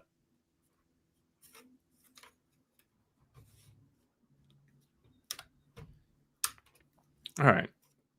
So that one all right. Sense. All makes sense. And obviously go down. Yes. Septon Reed. A Song of Ice and Fire is post-apocalyptic. That's still one which is literally canon, even though we're this deep. Like that's, I mean, just straightforwardly, literally, it is. Yeah, it's not like that's literally canon in the sense that when we say it's literally canon, which we mean like it's vaguely maybe true. When we mean in this case, no, actually, it is canon. Like the Doom of Valyria is literally an apocalypse. Yeah. I wasn't. Yeah, I mean, I guess the Doom of Valyria, but I was thinking like the Last Long Night. Like, how's that not? Yeah, that too. Yeah. I mean, there's many apocalypses. Rob was given a love potion. This is specifically that what's her face? Jane Westerling's mom was like she would like prepare love potions for like Tywin or whatever. Yeah. But the thing of like it doesn't seem necessary. No. Because I don't think I think Rob would fold regardless. And he also like had a fever at the time. I mean, to be honest, Rob kind of gets raped. Like, bro is like fucked up and injured and feverish when it happens. Yeah, I don't know if I would interpret it like that. I think it's more that like he was like doing kind of bad and he was like, you know what, fuck it, I might just die. I might as well have sex. and then he got better, and he's like, wait, shit, fuck. What is it? What does an honorable man do? And because he's 16, he's like, oh fuck, I gotta marry her. I misread one of these. It just says the 7 equals James, Brianna, Sandor, Gendry, Danny, Kat, and Davos. I don't know what the 7 refers to, but I read it is because Gendry's below it. I read it as the 7 genders. No, those are the 7 gods. Oh, right. So each of them embody like one of the aspects, which, like, I guess, sure. So Brienne is the maid. Kat is the mother. What the fuck is Danny then? Smith. Oh, is Brienne not one of the women? She's actually one of the men. I think Jaime's probably the warrior. Is the point that Danny's the stranger? Oh, maybe. And well, is Davos deaf? Is Davos deaf? Ned Stark is alive as a pigeon. Yep. Yeah. No, his skin changes into a pigeon. Canon, like 100%. Let's wrap it up. You know the pigeon theory, right? Yes, I know the pigeon theory. Yeah, obviously. Idiot. This fucking basic shit. What the fuck? Of course, I know the pigeon theory. I like that the main basis of the theory is that as he died, like, pigeons flew up, as if pigeons don't just fly up like whenever a loud noise happens. I mean, obviously, the fun part of that is that then Arya, like, a pigeon approaches Arya. Oh yeah, and she eats it. And then she just fucking murks it, which is very funny. If it was a really confused Ned who's like, "Oh, it's my daughter. Like, I don't know what the fuck's going on, but I'm a pigeon now, and I'm gonna go see my daughter." And she just fucking beats me to death with a stick. Tyrion really did poison Joffrey. I don't think that works unless he's like, it's one of those things where you can't make up too much bullshit about POV characters. There's a limit going on there of like, but why didn't he think about that? Because he doesn't know that we can read his thoughts. It's not like they and he's not Ned Stark who just doesn't think about things. Tyrion thinks about stuff a lot. Yeah. No, I think there's no way. Equals J. P plus L I think that's equals J. Brandon and Lyanna. Oh. Benjen and Lyanna. Oh my god! At a certain point, it gets to a fucking point. What are we doing? What are we doing here, people? Oh, there we go. Tyrion's a Targaryen chimera. Yeah. I was gonna say your favorites up there. Humans evolved in the Summer Islands, which is one which is like, yeah, maybe, could be plausible, maybe. Impossible to know, never confirmed, never not confirmed. Yeah. I mean, does natural selection exist in the Song of Ice and Fire? All their genetics? Because genetics, certainly human genetics, don't work the way our genetics work. Well, yeah, not really, but there is some kind of genetics because I think that's how. Oh, there's like a system of ancestry, but there isn't necessarily genetics, you know. Well, I think some kind of genetics has to exist because that's how they made dragons. What you mean from like evolving wyverns or whatever? Well, I think it's like crossbreeding between wyverns and the bloodworms or the fireworms that eat what's her face. I don't think they did that through natural selection. I think they did that not natural with selection. Blood magic. They did that with unnatural selection. Yeah. Let's see. Man's tried to kill Bran isn't interesting. Valyrians equals the first men. Also, it's fucking impossible, surely. I don't think that makes sense, but also not that interesting. I mean, if it means anything, it means like they had like one common ancestor like 10,000 years ago, which doesn't mean fucking anything, right? Benjen equals Dario. I think could work. I don't know what it gets us. Yeah, it's not literally impossible, but it also involves a man like that just looks different to another man being another man, you know? Well, I mean, I guess you could, grow his hair out and dye it.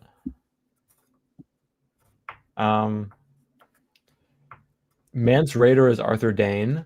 Some of the worst theories out there. I mean, guess there is if also Arthur there's Dane another- secretly became a Night's Watch member first. I guess. I mean, because like Arthur Dane could have survived the Tower of Joy, right? Yeah, 'Cause we again, don't see him. Ned Stark just doesn't think about anything. He just doesn't think about stuff, and his only memory of Maybe the Tower he's- of Joy that we see is a fever dream. But Yeah. Maybe Arthur Dane is chilling with Howland Reed, wherever the fuck he is. no, just hanging out. That's why Ashara Dane killed herself. Arthur Dane came back with Ned, and she's like, "Fuck this idiot," and chucked herself off a tower. I fucking hate her brother. But the one which I think is literally canon, and by which I mean like probably thematically true or whatever, is Starks are descended from others. Yeah, or like crossbred with others, but they've got some kind of I honestly I think that might get revealed. My pet theory. Yeah. That's one that could actually be. Yeah, my pet theory is that which I think I've heard somewhere. The others are gonna come by and they're gonna be invading they're gonna be like taking Winterfell, and the characters that are alive are gonna have to escape, and they escape down through the crypts. They get past the like the collapsed wall or whatever, and they go through like the very deep parts where the old Starks are kept, and then they realize like, oh shit, there's some big reveal about Stark ancestry that's like actually they're part of the problem. It'd be really funny if John goes down there to like confirm if he's a Targaryen or not, and we don't find that out, but actually find out the Starks are like fucking others. Yeah. Or like the whole like there must always be a Stark in Winterfell, like is more of a threat. Yeah. But it is a funny thing where like there is actually briefly not a Stark in Winterfell, right? For like between when Bran flees. Yeah. Once Bran's out, there isn't one. Yeah. Because obviously Arya is there, but she isn't Arya. That's not Arya, yeah. That's a fun theory. She actually is Arya. Jane Poole is Arya, and Arya is Jane Poole. Oh my god. All right. Let's go down to Crackpot. Rhaego was Azor Ahai. Fari civilizations are just references to other works and shouldn't be taken seriously. So that's not true, but kind of anti-theory talk, and I don't. A lot of these at the bottom, I was reading them. They do loop around to being like, some of them are jokes, but but are basically true,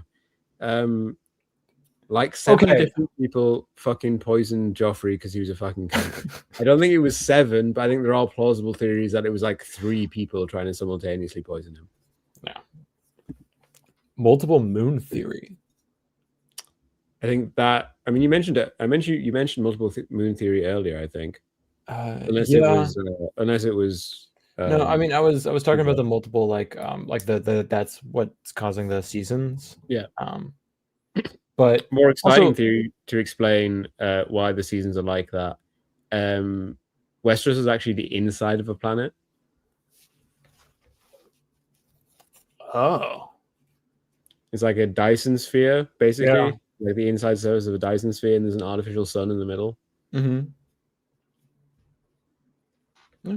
Yeah, I mean, there is actually a multiple moon theory that's in the first book, that there were 2 moons and one of them was like cracked open by and dragons the evil emperor, and that's where dragons come from. Yeah. So is that are we covering like in universe myths theories? Sure. That theory filled. The Snark and Gumpkin theory. Oh fuck. The grand Snark and Gumpkin theory. Yeah. The one that's really fun on here and may be true. It won't be true, but it very slightly could be true. Robert Strong has Jaime's hand, making him the Valanquar. Because the Valancourt prophecy only specifies the hand. It doesn't say anything else about it. I mean, fuck it. The guy who's not even really as strong because that house died out. Let him be the one who kills Cersei. It is really funny. I don't know. Is it Cersei or is it the sorcerer that like makes a really strong guy and is like, I dub you, Mr. Strong. I think it's The Kyber. wizard. Kyber, right? Yeah. Night's Watch True Purpose. Theon is this the drowned god?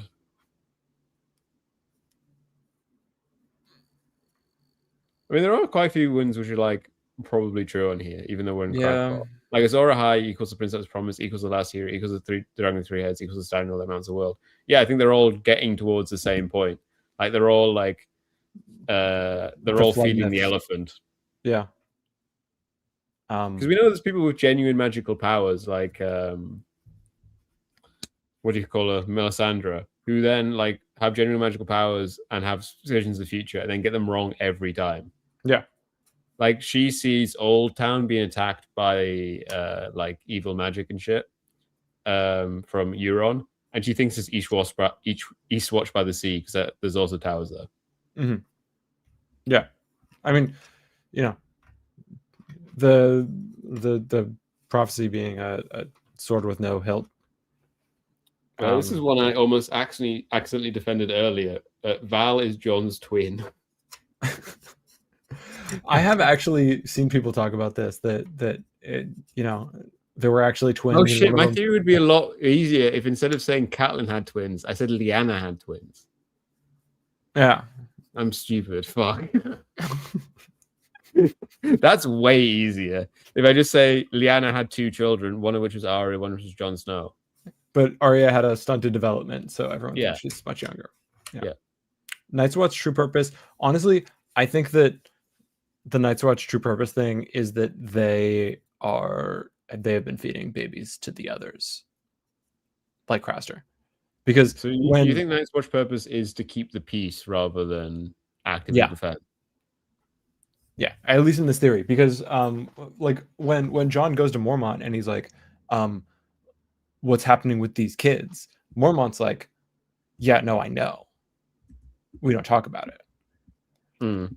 Now, probably the correct way to read that is that Mormont's like, yeah, he kills off the male line because he's like an evil. Yeah, I mean, they know it's happening, but just like in the past years, you know, not like they don't know that he's been sacrificing them to the others. But True Purpose, right? They do. They've been taking, you know, the babies from the town that everyone goes to fuck, or just like, you know, the young members of the Night's Watch. They get sent off through the weirwood door that's in the like it's like 2. I can check which one it is because I've got let me go over to the wall.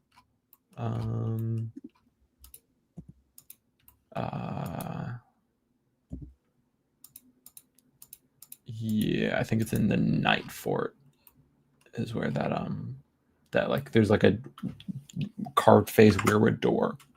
And that's where they would go to interface. I think I saw a theory is like that door is actually like a teleportation place. Sure, fuck it.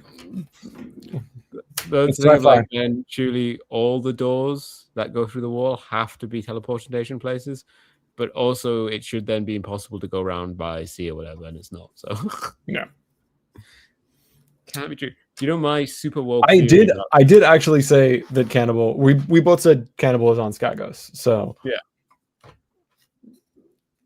I mean it's got to be true. If we both think about the true purpose of the Night's Watch is actually the true purpose of the Night's Watch is the purpose that we were first introduced to, is to keep out the wildlings. That the wildlings are supposed to be like a sacrificial population to the others.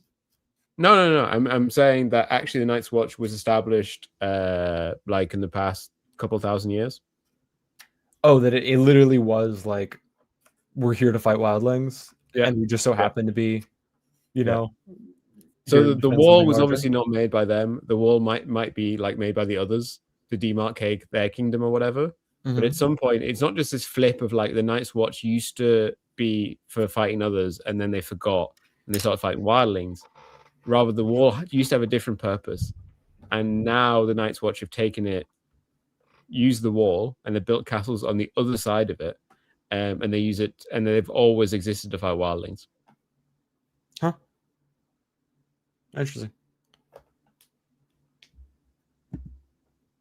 Age of Heroes equals prophecies for what is currently happening. Like, yeah, Kind of. that's what the dramatic foreshadowing is. Yeah, but I mean, they're not prophecies because that's like an out of universe thing. But no, but it's like a. why is Jaime and Cersei secret Targaryen this far down? Like, I don't think it's true, but like, it's like a level 3 theory. Yeah, like there's the whole shit with what is it? Ares Aegon took and Ares. liberties with Which I don't think that actually means that no. Ares slept with her, because I think that would be like a bigger deal. Like, I think he was just being like a weird perv about the whole thing. Yeah, and Tywin would have yeah, Tywin would not have. He wouldn't have done anything immediately, but he would have let that bro die in Duskendale. Yeah. He would have had his vengeance, because for that theory to be true, we have to think that Tywin is just completely contrary to how he's otherwise, or he didn't know, I guess, which is especially ridiculous because Tywin takes vengeance, and that's why he gets ruined in the end. Mhm. If he'd known, he would have. Obviously, in the end, he kind of takes vengeance on Ares, but he wouldn't have waited that long. Mm-hmm. All right, I'm looking at these last ones. There's some good shit. I mean, Tyrion is the time traveling son of Daenerys and Drogo. So I think frankly, I think it's too high on here, or is too low on here. Like that. That's another one that should be up a little bit. Joffrey and Tommen are the rightful kings. Who knows? It would be funny. I think the funniest thing on here is that N plus C equals J. Oh, Ned plus Catelyn. That's pretty funny, yeah. And she forgot. Well, no, but I literally defended that earlier. I said that Ned and Catelyn, that is Jon Snow is their child. So I accidentally made a full the final understanding theory. So with Joffrey and Tommen, I think a funny idea is, so Cersei basically says, I only had penis plus vagina equals child with Robert once. Mm-hmm. And then all the other times he would come drunk to bed and I'd like jerk him off or whatever. I can't remember exactly what she thinks about, but like he never busts inside after that. Cersei thinks that. My theory is, okay, Robert drank a lot and whatever. Do you know who also drinks a lot? Cersei, yeah. So I think it's entirely plausible that Robert and Cersei just had drunk sex sometimes, and one or more of her 3 children could be legitimate Baratheons. Yeah, I mean, also like rightful king is a little bit of a misnomer at this point. Like it. Well, yeah, I mean, we said earlier, like I said earlier, that George doesn't think there's a rightful king. Yeah, it is not a thing, and I think that like that's like Robert's rebellion was fucking inevitable after, or I mean, the War of the Five Kings was inevitable after Robert's rebellion, right? Yeah, because as soon as it's not Targaryens like bickering amongst themselves, as soon as after the dragons are gone, why should there be 7 kings at all? Yeah, that doesn't make sense. And then on top of that, once you have conclusively proven that you can take it from the Dragon Kings through force of arms, Yeah. then like succession smashman, Yeah. you know, once Robert's dead, the coalition's not staying together. Yeah. Yeah. Euron will become Daenerys. So one more normal theory is that Euron is another woman. Oh, the Dusky Woman. The Dusky Woman. I don't have anything more. Therefore, so okay, let me see if I can justify this. Euron he's sending out what is it, Victarion with the Dragonbinder horn, yeah, which is going to kill Victarion when he blows it, right? Yeah. Well, obviously, then that gets to a thing of the dragon, if it's bound, is over there, and Euron doesn't want it to be over there. He wants it to be by wherever he is. Yeah. So the way I think the dragon binding probably works is it like sends a part of the person who blows its like soul into the dragon, and then that person's bloodline is like then recognized by the dragon, able to form a dragon bond. So Victarion is going to go into the dragon, then he's going to fly away and join Euron. If Euron takes all the dragons, then he becomes Daenerys, kind of. I thought you were going to say that. Okay, that gets to a point of like, okay, the dragon is bound to Victorian's soul. He's going to control it through the Dusky Woman, because there's a connection there between Victorian and the Dusky Woman, obviously. And so Victorian's soul is longing for the Dusky Woman, and through walking into the Dusky Woman, he can control the dragon for now. But his long-term plan is to switch up from Dusky Woman and put his soul. Oh, that he's going to skin change into Daenerys. Yeah. All right.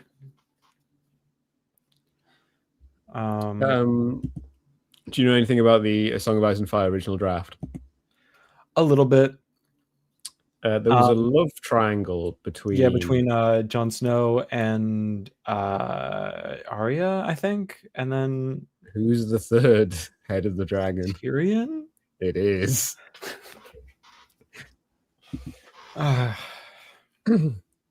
Sir that's not happening. Pounces Azor Ahai. That's obviously false, but another cat in the keep is obviously Balerion and Rhaenyra. That's a good point.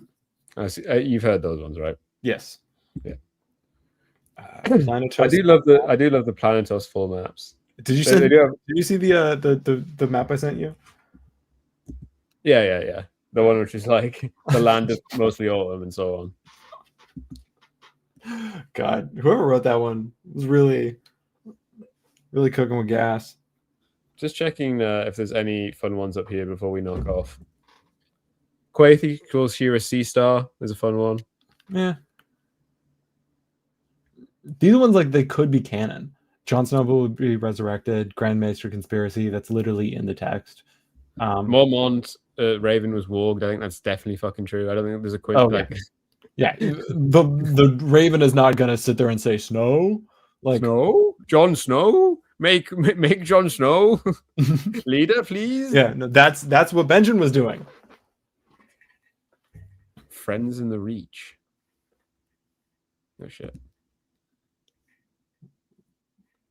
Littlefinger endgame. I think Littlefinger's endgame is he gets fucking his shit blown the fuck out. How do you think Littlefinger goes down? Because obviously he goes down, but how do you think he goes down? I mean, I hope Sansa kills him. I feel like obviously like that Sansa causes the death, but like through manipulating Sweet Robin or whatever. Yeah, I mean, I think that Sansa's whole arc is that she's learning to become like a real manipulator and like political player. So I didn't realize that her outplaying, like Littlefinger trying to do this like big thing where he's orchestrating all these different lords against each other, and Sansa playing that same game better than him, and it leading to his death, I think is probably what's going to happen. At least that's what I'd like to happen. One of the theories I hate the most is X is descended from Duncan the Tall just because they're tall. Like I hate that whole. Oh, like Brienne. Yeah, like, it's normally Brienne. Sometimes it's Hodor. Yeah. Well, I think that there's rumors that Old Nan might be a love interest for Dunk. I think it might be around the right age, right? Yeah. So Old Nan is like 90 or whatever, and Dunk would be like 120. But the thing is, the problem there is, Old Nan is not Hodor's mother. No. She's like his great grandmother or something. Sam already has the Horn of Winter. Yeah, I think that's true. It's that little fucked up horn he got. Yeah. Manly snuck in a mayhaps. What the fuck does that mean? Dragons are wyverns. I mean that's the theory that you gave already. That wyverns, they made wyverns into dragons. Yeah. But then, like, why is that here? And then some other bullshit is like way further down. Like that might be true, but it's clearly crackpot, right? Well, or they're just using like the old European like dragons versus wyverns, and the ones in A Song of Ice and Fire are wyverns because they have 2 legs. Yeah. Cool. Do you have a final a totalizing theory? A totalizing theory. Yeah, it's all blood magic. Marxism is true in the Song of Ice and Fire world. I think that's definitely not true. Yeah. What? Let me get a dialectical materialist read on. I mean, because fire magic. Allegedly, I mean, I think that's the thing, because obviously Marx's theory is not like ontologically physicalist or materialist. It doesn't need, like, fire magic can be true and Marxism be true. I think the major obstacle to Marxism being true in A Song of Ice and Fire is that, at least allegedly, they've had feudalism for like 8,000 years. Yeah. And even if that isn't true, they've certainly had feudalism for like a couple thousand years. Yeah, there's no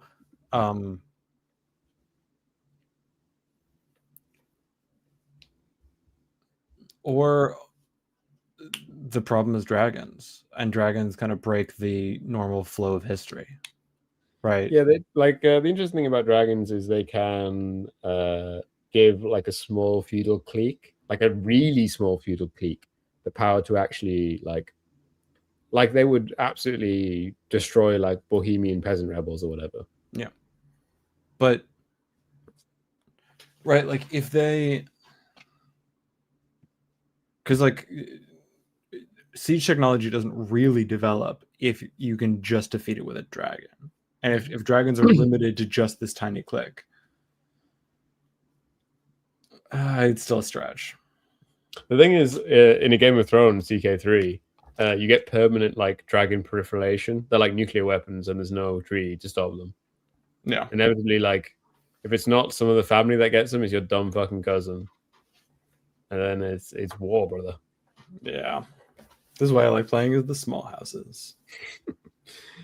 Shit, I totally wrecked my CK3 Elder Scrolls game because I changed the settings to lead to more rebellions, like more factions. I turned realm stability off, basically, for playing as the Targaryens, because otherwise it's boring as fuck. And I forgot to change that off when I played Elder Scrolls, and it's just insane. It's horrible.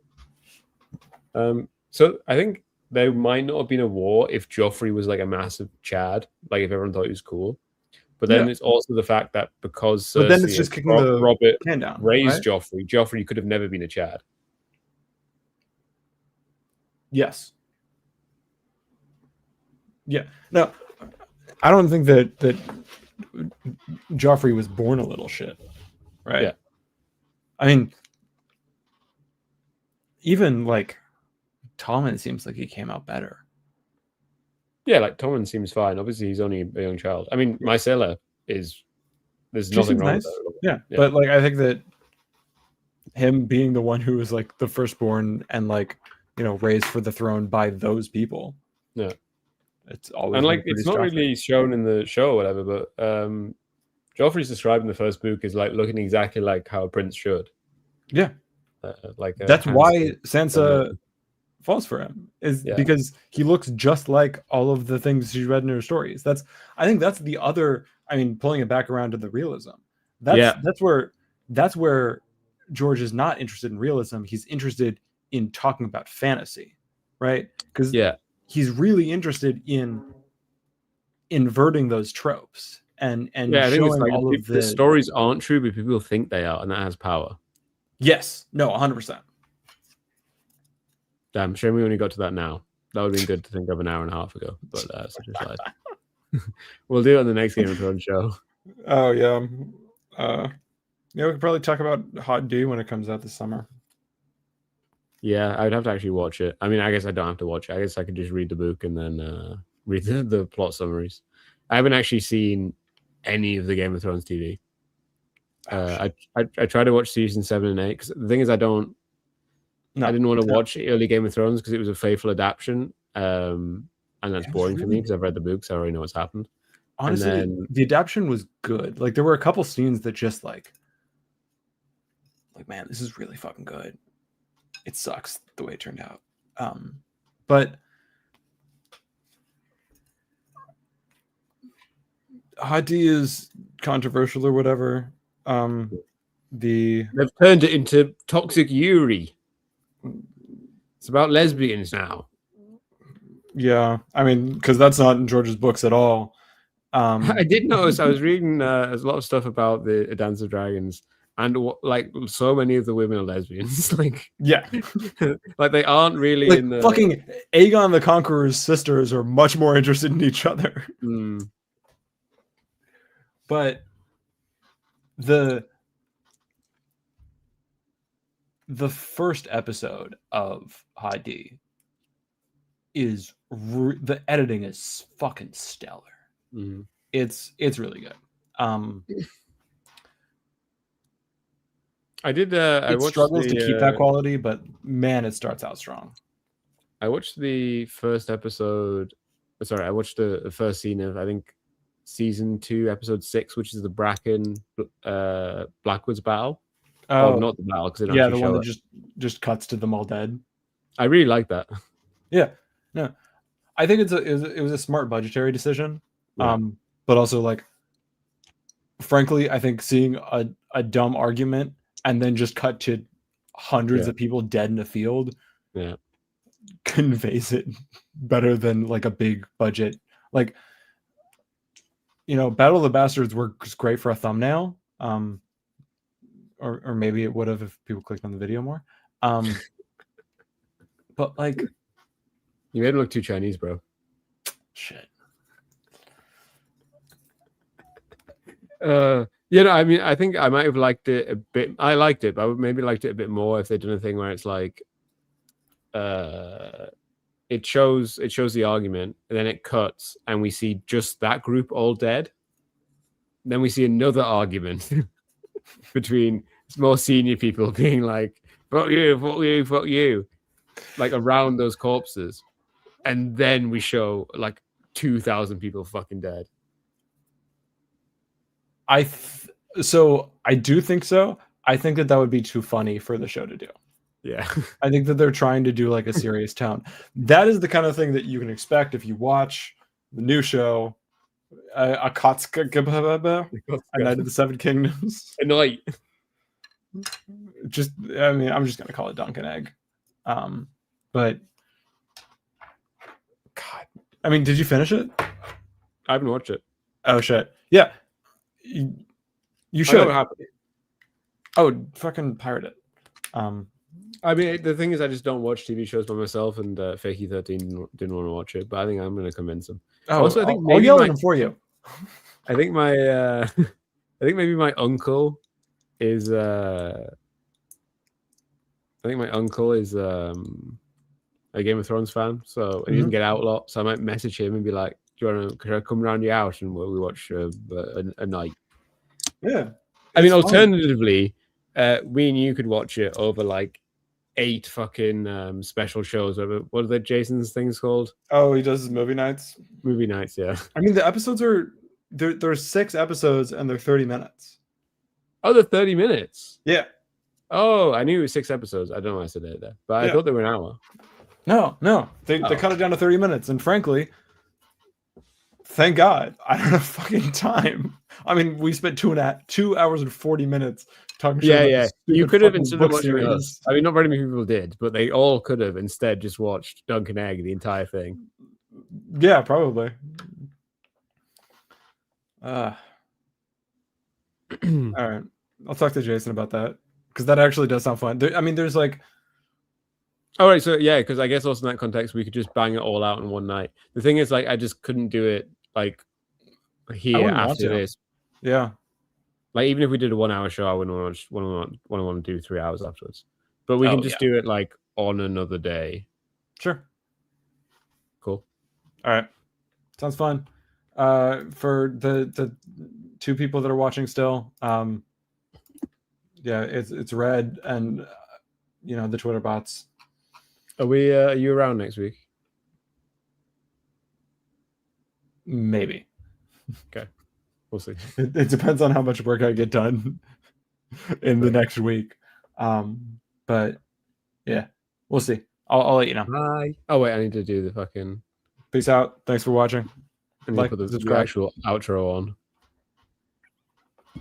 New outro. Start eating that trash can. I already am eating from the trash can all the time.